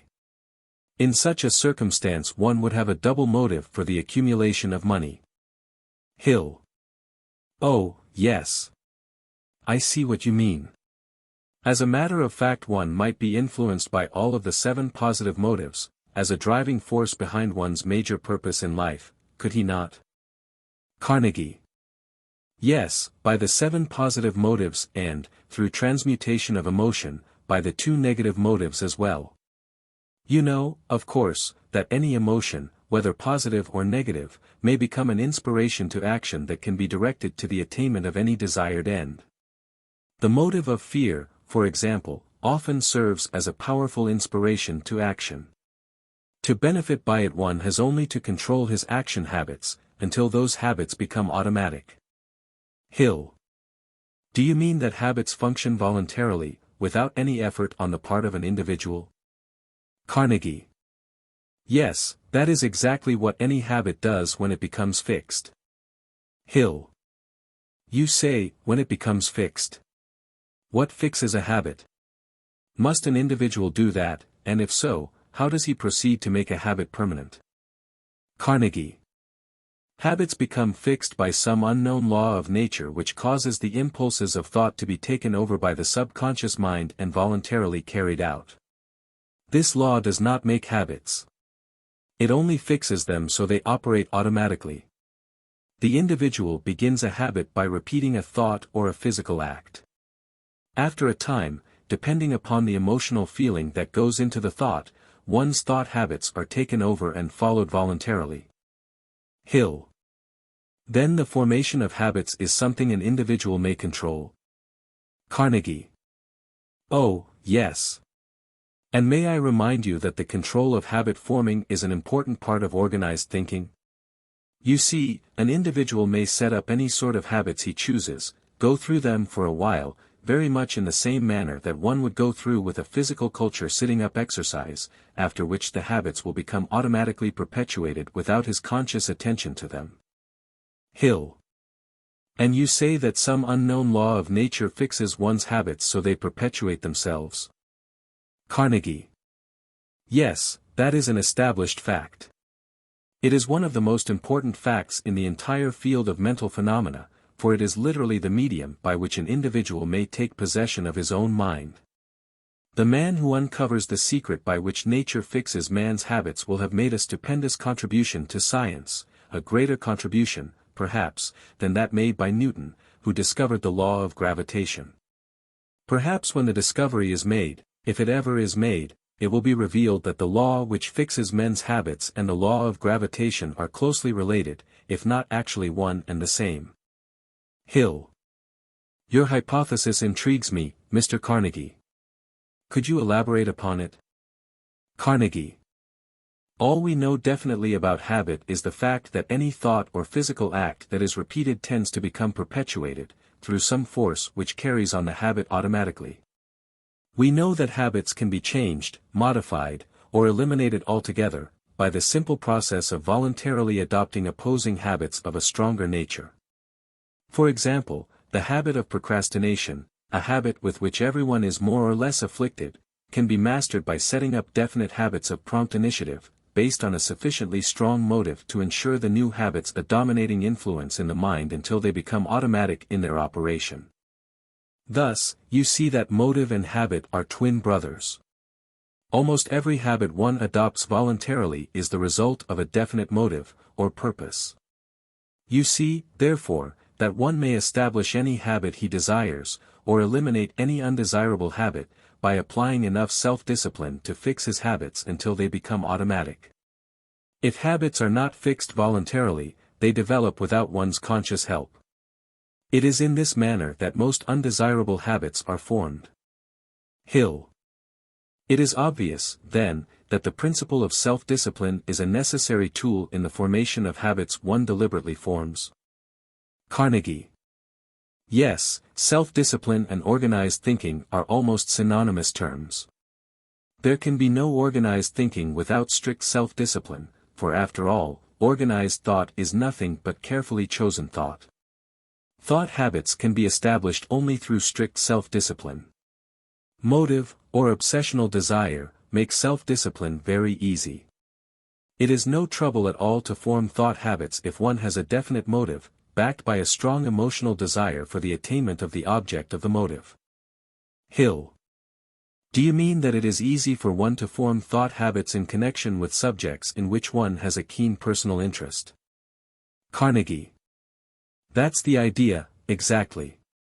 The procrastinator drifts through life, a failure, because he has no obsessional motive for doing anything in particular. His thinking is not organized because he has chosen no specific calling for organized planning. Hill. Mr. Carnegie, will you briefly describe the major benefits of organized thinking, from the viewpoint of the man who wishes to make the best use of his time and ability? Carnegie. The benefits are so numerous that it is difficult to decide where to begin or where to stop, but these are some of the more obvious advantages of this habit. 1. Organized thinking enables one to become the master of his own mind. This he accomplishes by training his faculty of will to control his emotions, turning them on and off as occasion may require. 2. Organized thinking forces one to work with definiteness of purpose, thereby enabling him to set up a habit that prohibits procrastination. 3. It develops the habit of working with definite plans instead of blundering ahead by the hit-or-miss method. 4. It enables one to stimulate the subconscious mind to greater action and more ready response, in the attainment of desired ends, instead of allowing the subconscious mind to respond to the tramp thoughts and destructive influences of one's environment. 5. It develops self-reliance. 6. It gives one the benefit of the knowledge, experience, and education of others, through the medium of the Mastermind alliance, which is an important medium used by all able thinkers. 7. It enables one to convert his efforts into greater material resources and larger income, since an organized mind can produce more than one that is not organized. 8. It develops the habit of accurate analysis, through which one may find the solution to his problems instead of worrying over them. 9. It aids in maintaining sound health, because mind power that is organized and directed toward the attainment of desirable ends has no time to be wasted in connection with self-pity or imaginary ailments. Idle minds tend to develop ailing bodies. 10. Last, but by no means least, organized thinking leads to peace of mind and that form of permanent happiness which is known only to the man who keeps his mind fully occupied. No one can be either happy or successful without a planned program for the use of his time. Planned programs are based on organized thinking. As I have stated before, the brain is something like a rich garden spot in that it will voluntarily grow a fine crop of weeds if it is not organized and kept busy growing a more desirable crop. The weeds are represented by the stray thoughts that take possession of the unorganized, idle mind, as the result of one's daily environment. Study this list of benefits carefully and you will reach the conclusion that any one of them offers sufficient reward to justify all the effort one puts into organizing his thinking habits. The sum total of all these benefits represents the difference between success and failure. Success is always the result of an ordered life. An ordered life comes through organized thinking and carefully controlled habits. Hill. I take it, from what you have said, that work and organized thinking are essentially related. Carnegie. Nothing can take the place of work, as a part of organized thinking. You see, work is thought power translated into physical action. Organized thinking can never be relied upon to become a habit until it is expressed in some form of action. Hill. You have stated that organized thinking begins with the adoption of a definite purpose, that the purpose must be followed by a plan, expressed in action until the action becomes a habit. Now, will you state whether or not one may work as effectively in expressing a plan of action in connection with some form of labor he does not like to perform as he can if he performs work that he likes? Carnegie. A man will always be more effective when engaged in the sort of work he likes best. That is why one's major purpose in life should be of his own choice. People who drift through life, performing work they do not like, merely because they must have an income as a means of living, seldom get more than a living from their labor.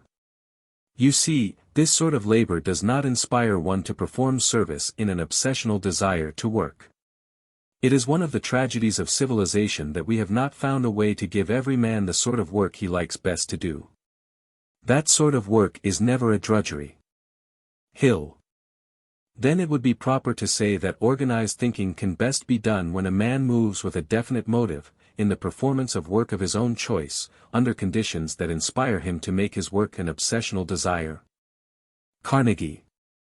That would be one way of stating the matter. You will observe, as you begin to analyze men who succeed and those who fail, that the successful men always are engaged in work they like to perform. Hours mean nothing to them. They consider the joy of their labor to be an important part, perhaps the most important part, of their compensation. Hill. Do you think the time will ever come when ordered society will find ways and means of aiding everyone to do that which he likes best to do? Carnegie.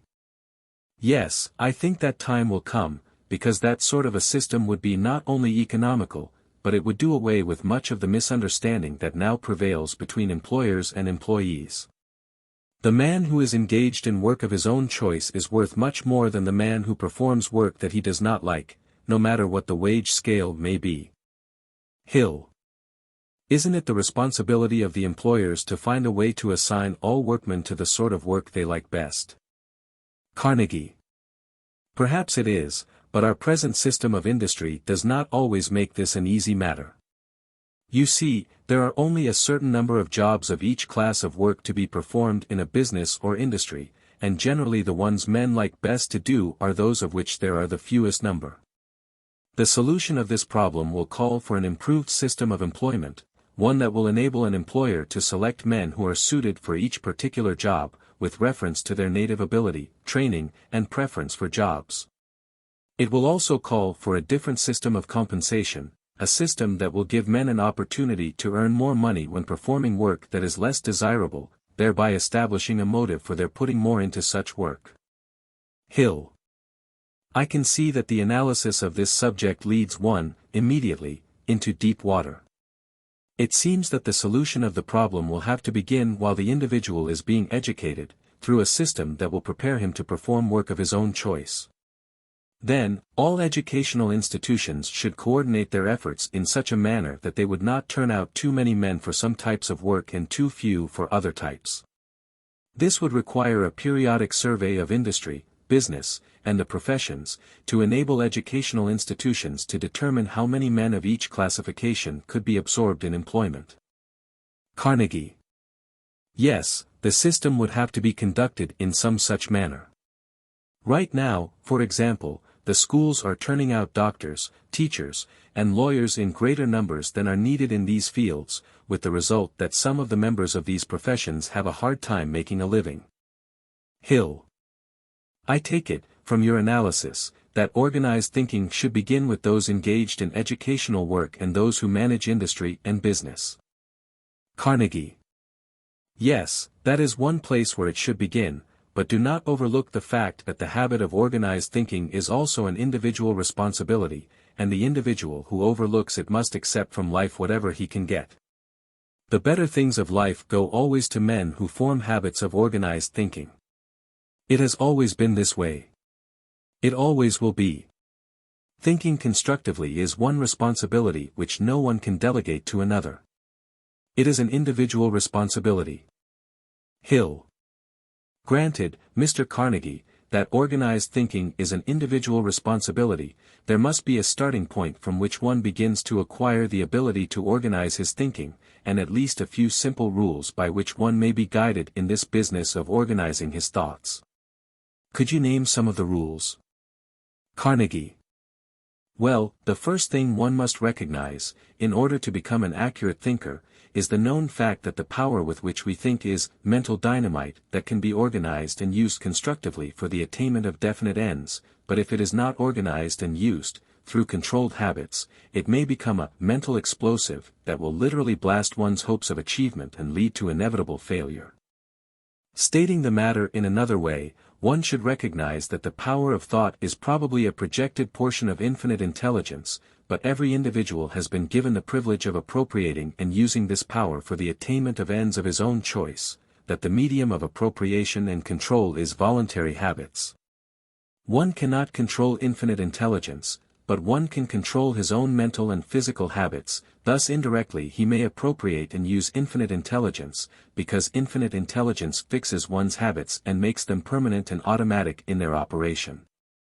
Next, the accurate thinker must learn how to avail himself of reliable sources of information, where to obtain dependable facts which he will need in connection with organized thinking.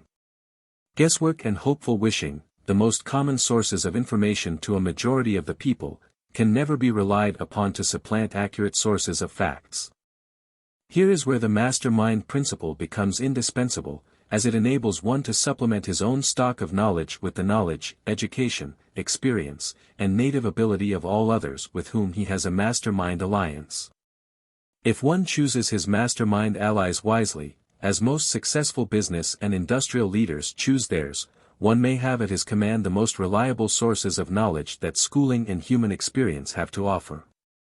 Thus, in his business of thinking, planning, and organizing he has not merely his own brain to guide him, but the brains of each member of his mastermind alliance. There is no escape from the fact that the formation of a mastermind alliance is one of the most important major steps one must take in order to organize his thinking, evidence of which may be found in the fact that all successful people are allied, in one way or another, with others whose knowledge they use freely. Without such an alliance there can be no such reality as effectively organized thinking, and this for the reason that one brain, no matter how capable it may be, is never complete by itself. When we speak of a man's wife as his better half, we generally express much more of the truth than we realize, for it is a well-known fact that no man's mind is complete without a harmonious alliance with the mind of a woman. Therefore, every man should include at least one woman in his mastermind alliance. When the minds of male and female are combined, or blended, in a spirit of harmony, the alliance tunes in and appropriates a much greater proportion of that force which we call spiritual power, than either can appropriate when operating independently. The man who overlooks this truth will suffer an irreparable loss of potential mind power, as there is nothing that can take the place of spiritual power. Now, I cannot tell you what spiritual power really is, but I assume that it is simply a greater volume of infinite intelligence than that which is available where the feeling we describe as spiritual is not present. There are certain emotions which lift one into this exalted feeling, such as the emotion of love and the emotion of faith. While one's mind is stimulated by this exalted feeling, the faculty of the imagination becomes more alert, one's words take on a magnetic influence that makes them impressive, fear and self-limitation disappear, and one dares to undertake tasks he would not think of beginning when his mind is stimulated only by the purely mental processes of enthusiasm and desire. Hill. Do you mean, Mr. Carnegie, that one may so relate himself to others under the mastermind principle, that he may lift himself above the ordinary processes of mental operation of the mind, and place himself under the guiding influence of that power known as spiritual? And this, too, is a part of organized thinking? Carnegie. I mean precisely that. The term organized thinking means everything the two words connote. That is, thinking based on every known advantage, every known mind stimulant, every known source of accurate knowledge, and the highest form of ability, whether it be native ability or acquired ability, whether it be individual ability or the ability available to one through the minds of others. Hill. Pardon my seeming facetiousness, but I take it from what you have just said that a man who is highly skilled as an organized thinker is a sort of Superman. Carnegie. To be candid, you are correct. And I am glad to know that you have at last caught the full significance of what I have been trying to tell you, namely, that the power of thought is an irresistible force, that it has no limitations save those set up by the individual, either by his lack of understanding of the possibilities of thought power, or lack of knowledge as to how to organize, appropriate, and supply this power. Hill. What about the man who acquires great knowledge in connection with organized thinking, but uses his power unfairly, to gain advantage over others? Is there not a danger in teaching men how to become supermen, in view of the fact that some men have great capacity to use their minds, but lack a well-grounded sense of moral obligation to others? Carnegie. An all-wise Creator has provided for such a circumstance, evidence of which may be found in the fact that the man who uses his mind power to damage or destroy others soon eliminates himself by the loss of his power, and the Creator has also very wisely provided that this sort of power is something that cannot be passed on from one to another, through physical heredity. It is a power that each individual must acquire for himself, or he does not become privileged to benefit by it. Go back into history and examine the records of those who have undertaken to become world conquerors, and observe what happened to them. Nero, Alexander the Great, Julius Caesar, Napoleon Bonaparte, and others of similar determination made great strides toward world domination, but look what happened to them and their achievements. Not one of them accomplished his aim, not one of them passed on to his followers any means by which his gains could be maintained, but these selfish leaders did pass on to their followers a curse that wiped out all the gains they made. Apply the principle anywhere you choose, at any period of civilization, and observe that the effect is the same. Only the gains of men who use their mind power beneficially have been preserved. Study the gains made by the Nazarene, for example, and observe that although they were infinitesimal during his lifetime, they have lived and spread down through 19 centuries until the influence of Christianity is now a recognized force in every part of the world. Give yourself no worry over the man who uses his mind power for the detriment of others, for he has fixed his own destiny by the nature of his deeds. If he is not cut down sooner, he will be wiped out within the accepted 70 years of average age that men live. The trend of civilization is upward, and though the line may zigzag upward and downward at given periods, it moves eternally upward, as a whole. Wise men recognize this truth and adapt themselves to it. Hill. I agree with what you have said, Mr. Carnegie, but there are so few wise men. The world seems populated with too many who either fail to recognize the advantages of relating themselves to others helpfully, or grossly neglect to do so, believing, no doubt, that they are smart enough to make their own rules of life and get by with them. What should be done with, or for, such people? Should they not be either taught, or forcefully made to conform to the rules of decent human relationship? Carnegie. Yes, they are forced to conform, to a certain extent. Practically every man-made law that exists is evidence of the recognition of the need of a means of restraint.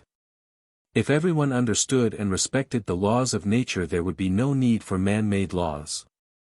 But force is not enough to bring men into an understanding of the laws of nature. Education is also necessary. That is why you were chosen to organize the philosophy of American achievement. In this philosophy you have the necessary motives and inducements, in the form of promise of individual benefits, to influence people to apply the philosophy voluntarily and of their own free will. This sort of effort is far superior to that which is produced through force. Men do best that which they wish to do. Hill. Oh, I see what you mean. It is better to teach a person to adapt himself to rules of human relationship that are beneficial to others as well as himself than it is to force him to do so. Is that your idea? Carnegie. That is the idea, exactly. In rearing children, for example, it is far better to induce a child to wish to do something than it is to use force. Parents who understand this psychology manage their children by directing their interests to things that are helpful to them and not objectionable to others, rather than by forcing them to refrain from doing objectionable things. In a sense, we adults are only little children, and we do best that which we have been influenced to wish to do. We also resent being forced to do or to refrain from doing anything. This is an inherent part of human nature. It is a part of everyone, at all ages. Everyone likes freedom to act on his own initiative. Destroy this freedom and you retard the mental and spiritual growth of the individual. You might say, also, that you destroy economic and financial achievements the moment you destroy the desire for personal initiative. It is a recognized fact that the people of the United States enjoy the highest standard of living known in the history of the world. With this known fact, consider, also, the fact that the American people are distinguished because of their natural inclination to become self-determining, and the further fact that we have more personal freedom than any other people have had. The whole system of free enterprise, under the American way of life, is the nearest approach to adaptation to nature's plan for the growth of man through self-effort that the world has ever known. Hill. Then organized thinking and the privilege of free, unmodified, personal initiative are closely related, are they not? Carnegie. You have the right idea. Organized thought must be followed by expression, through organized plans of action. One does not grow mentally or spiritually by passive thought alone. Growth is the result of thought expressed through voluntarily developed and definitely controlled habits of action. Hill. And that is why the man with practical experience in the application of any form of theoretical knowledge has more ability than the man who has only the theory, is it not, Mr. Carnegie? Carnegie. You have hit the nail squarely on the head. Ability, in its most effective form, is based upon sound theory expressed in definitely organized forms of action. That is why most college graduates have to acquire practical experience in the application of the knowledge gained from their schooling, before they become efficient. Hill. Would you say, then, that organized thinking is a combination of knowledge and organized action in the expression of knowledge? Carnegie. I would say precisely that. Knowledge has no value whatsoever unless and until it is expressed in terms of organized action. This explains why the man with nothing but book learning is seldom practical in the application of knowledge gained from books alone. Hill. But, book learning is helpful, is it not? Carnegie. Yes, book learning is essential as a foundation of education, but remember that it is only a foundation. An educated person is one who has so developed his mind, through a combination of knowledge and the expression of knowledge, that he can reshape any set of circumstances to meet the requirements of his desires. That sort of ability consists of both theory and practice, mostly the latter. A man might read every book ever written on engineering, yet he would be unable to lay out a plan and build a bridge until he had combined his theoretical knowledge with practical experience. Of course he could build a bridge on theory alone, but there would be no assurance that it would stand under any given weight.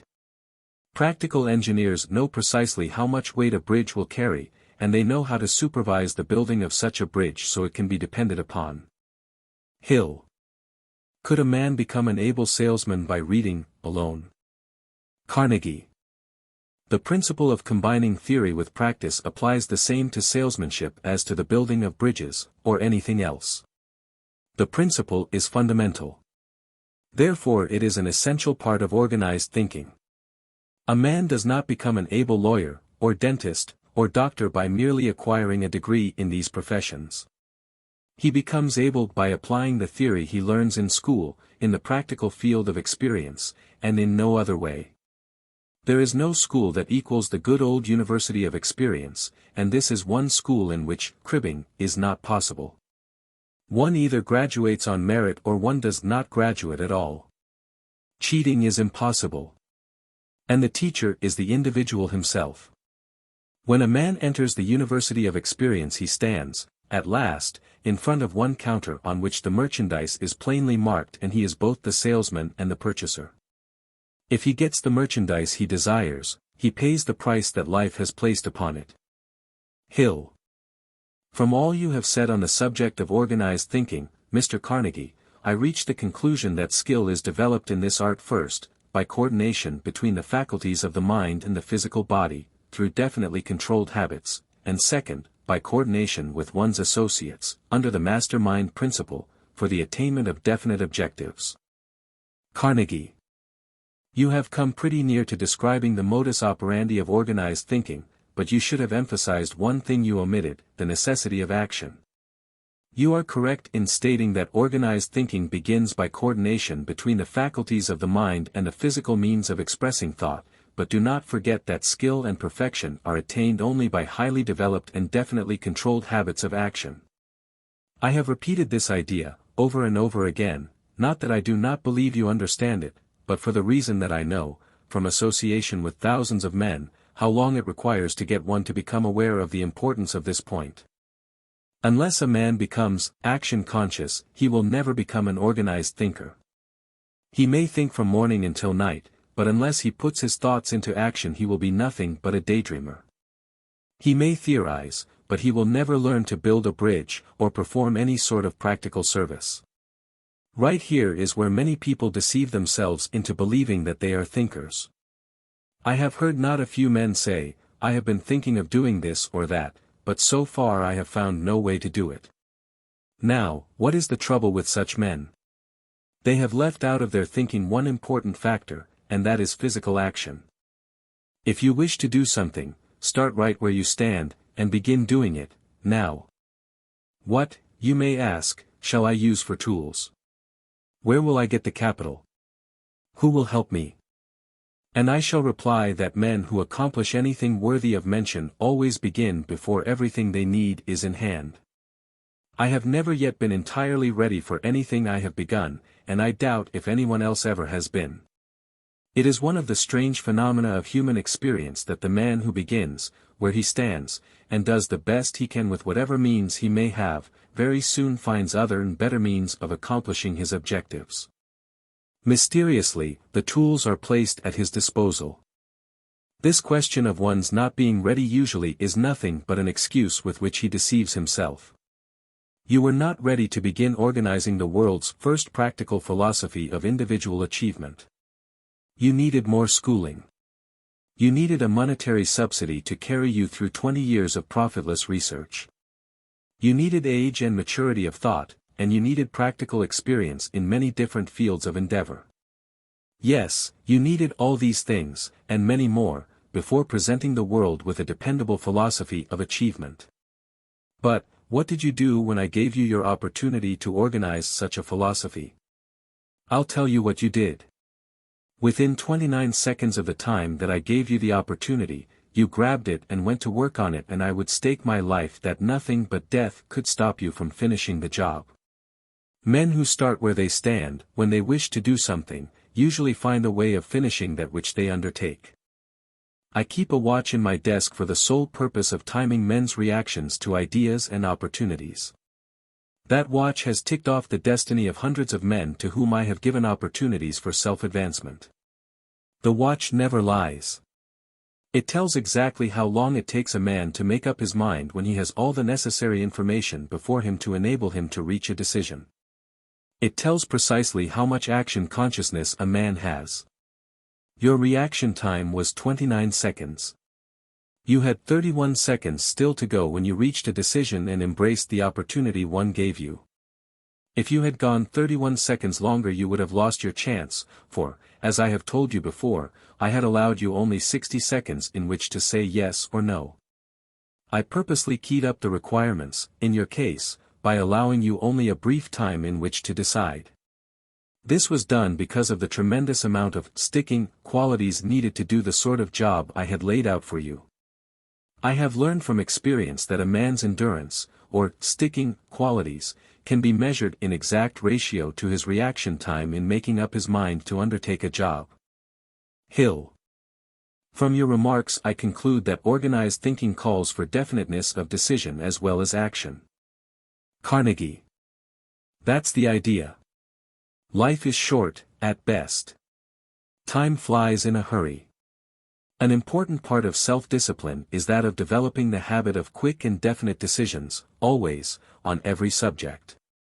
The man who hesitates, when he has all the necessary information before him to enable him to reach a decision, will never get anywhere. He will find himself outmoded by faster thinkers. Right here you will find one of the major differences between men who succeed and men who fail. The man who succeeds often has less ability, less education, less experience than the man who fails, but he has more action consciousness. Hill. As I listen to what you say, Mr. Carnegie, I am impressed more and more with the thought that success is more a matter of right mental attitude than it is education. Carnegie.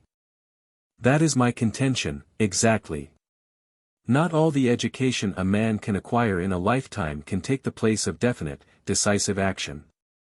If one's thinking does not produce that sort of action, then you may be sure his thinking is not organized. Organized thought is something like the water in a dam. Only that portion of the water which is harnessed and directed over the wheel is beneficial. The water that pours aimlessly over the dam turns no wheels, performs no service. It just drifts back to the sea. Every man has a reservoir of thought power, but most men allow this power to be dissipated through idle dreaming, never taking the time to harness it and direct it toward definite ends. Like the water in a dam, it pours over the dam, dissipating its power without performing any service.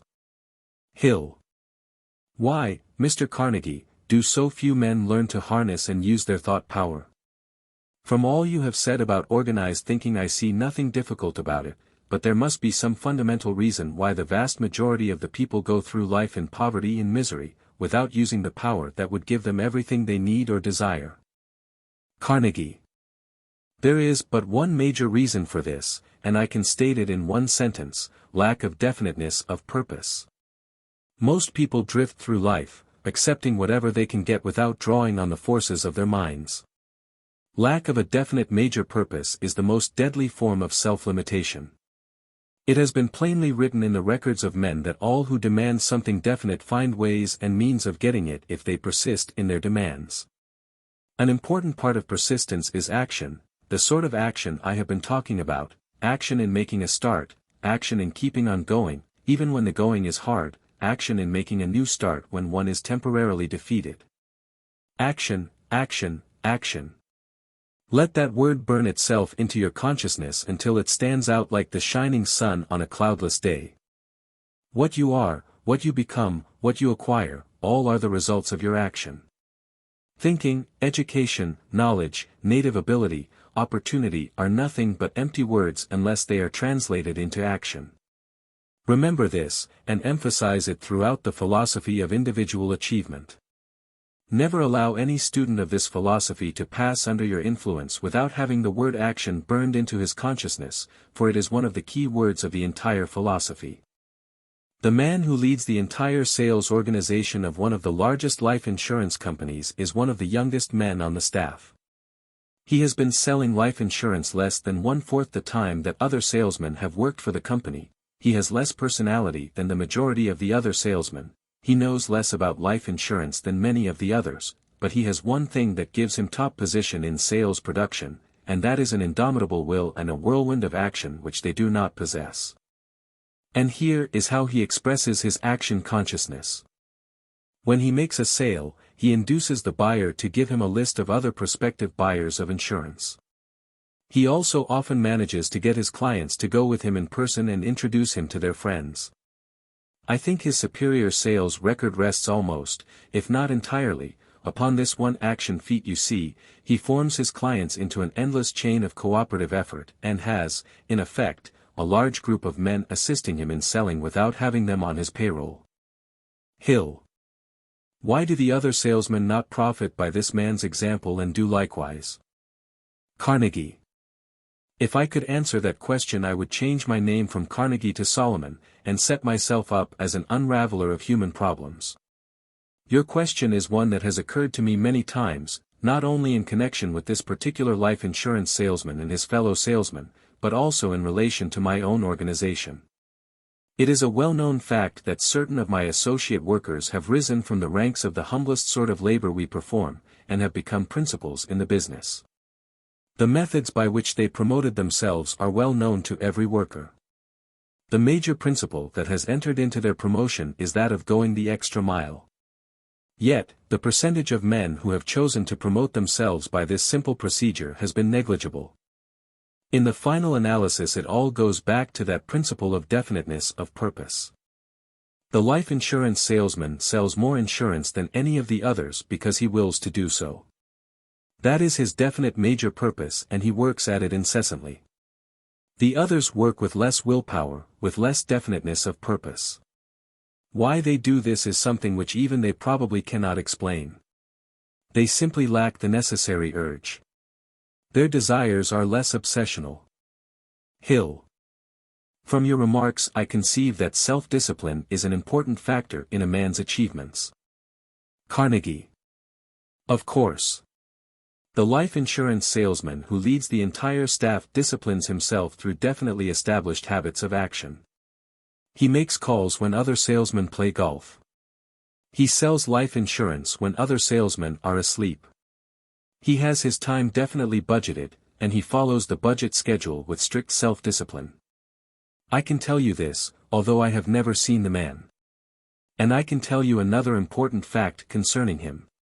He has made the business of selling life insurance an obsession. I doubt not that his subconscious mind goes right on selling insurance while he is asleep, for I have heard it said that on one occasion he got out of bed, late at night, and telephoned a prospective buyer of insurance, asking for the privilege of conveying the prospect to a convention he knew the prospect desired to attend the next morning. He said nothing about selling life insurance, but he had that ultimate end definitely in mind. Rendering his prospective buyer a favor was but the first step of a definite plan to sell him insurance. You see, when a man charges his mind with this sort of an obsession, his subconscious mind takes over his obsession and aids him in translating it into its physical or financial equivalent. Hill. Obsessional desire, then, is also an important part of organized thinking? Carnegie. Yes, a very important part. As a matter of fact, it is the part which starts action and keeps action going. A man has no difficulty in doing that which he desires to do. Obsessional desire comes to a man's rescue in times of defeat, through unforeseen emergencies, and aids him in making a new start without the loss of confidence in himself. It keeps him moving when otherwise he would yield to the habit of procrastination. It takes the drudgery out of his labor. Hill. And this brings us back, again, to the question of mental attitude based on motive. Obsessional desire is a mental attitude one can acquire if one has a definite motive back of the desire. Is that the idea? Carnegie. You've stated it perfectly. Mental attitude represents the sum total of one's emotional feelings at any given time. Through self-discipline a man can determine which of his emotions will have the fullest expression and which of them will be modified, controlled, and redirected, through transmutation. Mental attitude is controlled through established habits based on definite motives. Here, again, enters the question of action. Habits of control over mental attitude can be established only by appropriate expression of the emotions, through physical action. Hill. Suppose a man is lacking in ambition, and has a weak imagination. How can he be induced to overcome these weaknesses? Carnegie. In your question you have, consciously or otherwise, described the actual condition of the majority of people. Lack of ambition stands near the head of the list of causes of failure. There is no hope of success for such a person until he has been fired with sufficient ambition to cause him to want something he does not possess. Desire based on a definite motive is, as we have stated many times, the beginning of all achievements. And right here I wish to call your attention to an important fact we have not mentioned previously, namely, that every successful person owes his success, in a large measure, to the influence of some other person who crossed his life somewhere and somehow. Take your own case, for example. You came to interview me for the purpose of writing a story about my personal achievements. Before you were through with the interview I influenced you to change your entire plan of life, give up your aim of becoming a lawyer, and give the world a practical philosophy of individual achievement. In a similar manner, every successful man comes under the influence of some other person who fires his imagination with an idea that becomes obsessional with him. Sometimes the source of this outside inspiration is attained by remote control, through the reading of a book. But always there is a turning point in every successful person's life which marks the place at which he came under the influence of another mind that inspired him with higher aims and nobler purposes. Very often successful men lose sight of the original source of their inspiration, and not infrequently do they forget it conveniently because they prefer to have the world believe their achievements to be of their own doing entirely. Hill. That is an entirely new thought, Mr. Carnegie, but I can see that it is sound. Then is it not true that an important part of organized thinking consists in one's deliberate efforts to associate with those who are capable of inspiring him with higher and nobler aims? Carnegie. Yes, and I might add that the wise man never wastes his time with anyone from whom he cannot acquire benefits or to whom he cannot contribute something worthwhile in one form or another. Personal associations are important, because everyone acquires something of the philosophy, the personality, and the mental attitude of those with whom he associates closely. As I have stated, there is a law of nature which controls this. Hill. By the selfsame rule, is it not also true that many of a man's destructive qualities, such as a negative mental attitude, are acquired from association with others? Carnegie. Yes, that is true.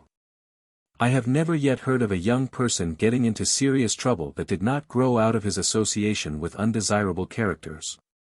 Human associations are much more responsible for one's success or failure in life than most people believe them to be. No wise person would any more form close friendships with people with negative minds than one would drink water from a well he knew to be contaminated with disease germs. Human traits are contagious, both the good and the bad. Hill. As you unfold this subject of organized thinking, Mr. Carnegie, there seems to be no end to the conditions and circumstances that enter into it. Carnegie. That is right. The conditions which influence organized thinking are, in fact, as numerous as are the facts which enter into all human intercourse.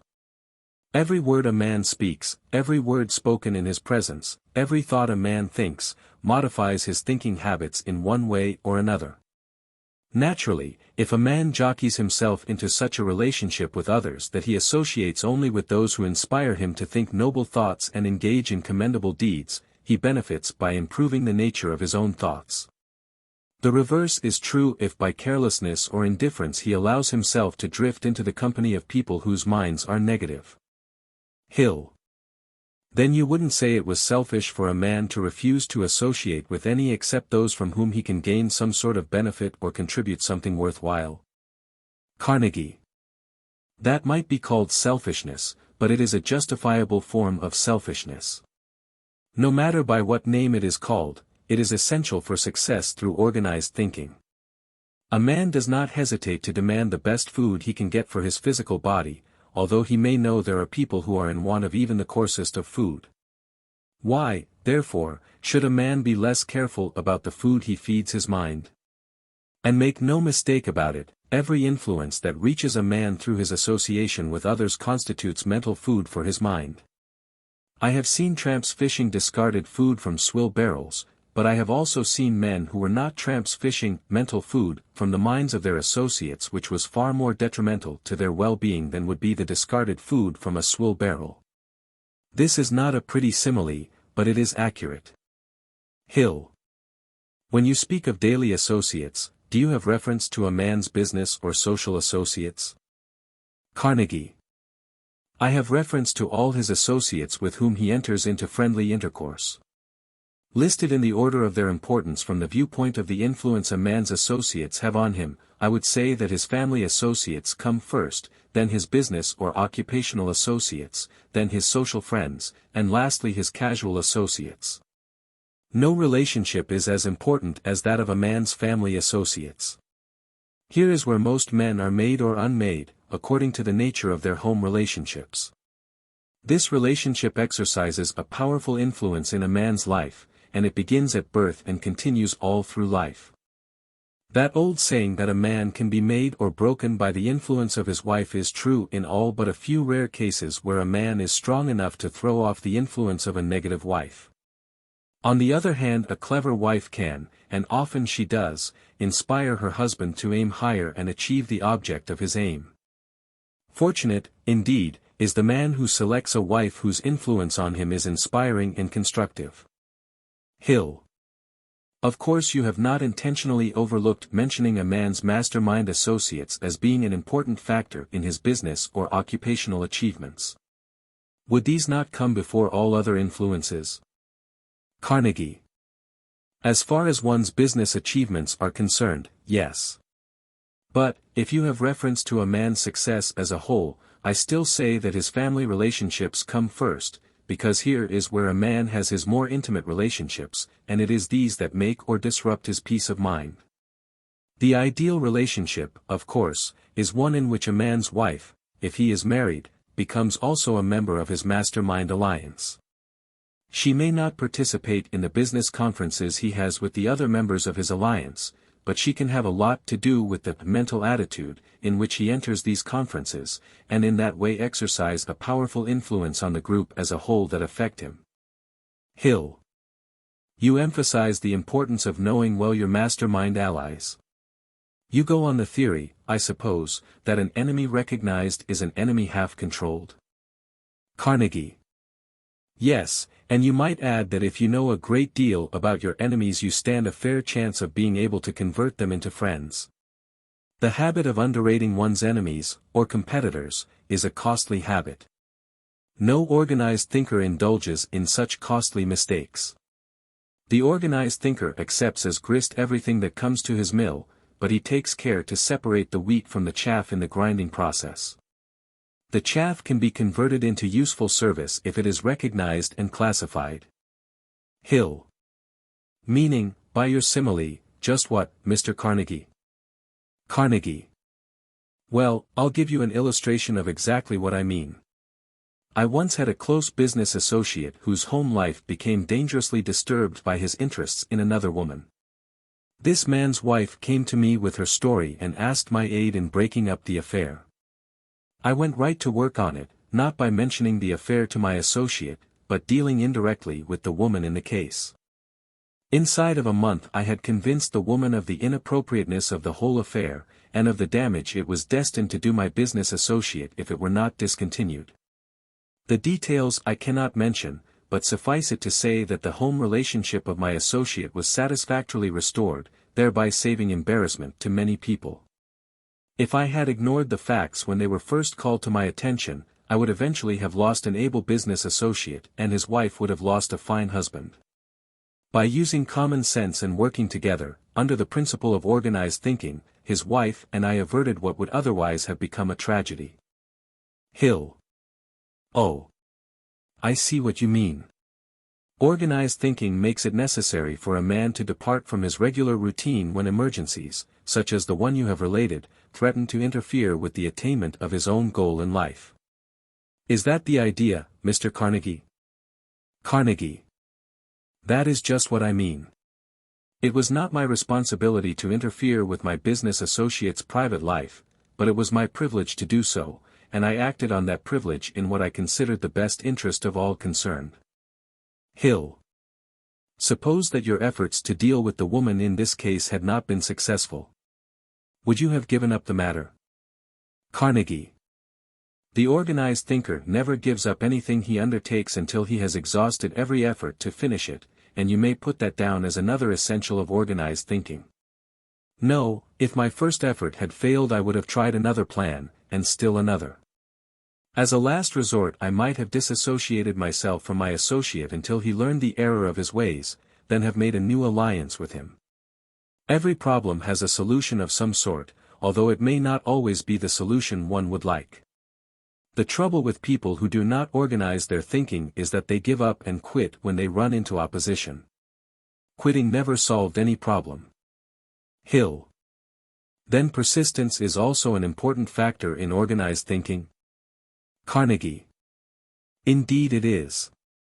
As a matter of fact, persistence is a key word in all forms of individual achievement. Without it no one can go very far in any undertaking.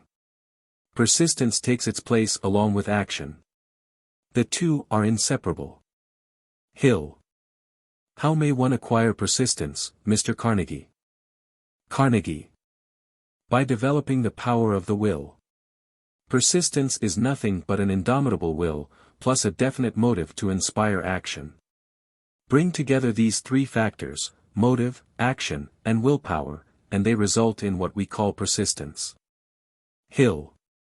I suppose one develops the power of will in the same manner by expressing a definite desire, or motive, in terms of action. Carnegie. Yes, the power of will responds only to motive, but it becomes stronger the more it is used.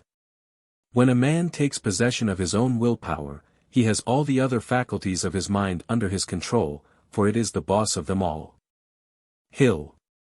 Then one cannot become an organized thinker without gaining control of his willpower. Is that correct? Carnegie. That is precisely correct. And do not forget that the will responds to controlled habits, based on definite motives, which is the same as saying that the way to gain control of the will is by developing action habits that are related to the exercise of the will. Hill. Thank you, Mr. Carnegie, for explaining the elements and importance of organized thought in such detail. Every student of this philosophy should have the word action burned into his consciousness, for it is one of the key words of the entire philosophy. Andrew Carnegie. If you cannot get that which you want, you can change your desires and want something you can get. If you wish to know the motive which inspires one to concentrate his mind on a definite purpose, observe the actions of those who are in love. Obsessional desire, based on intense emotion, is the source of all genius.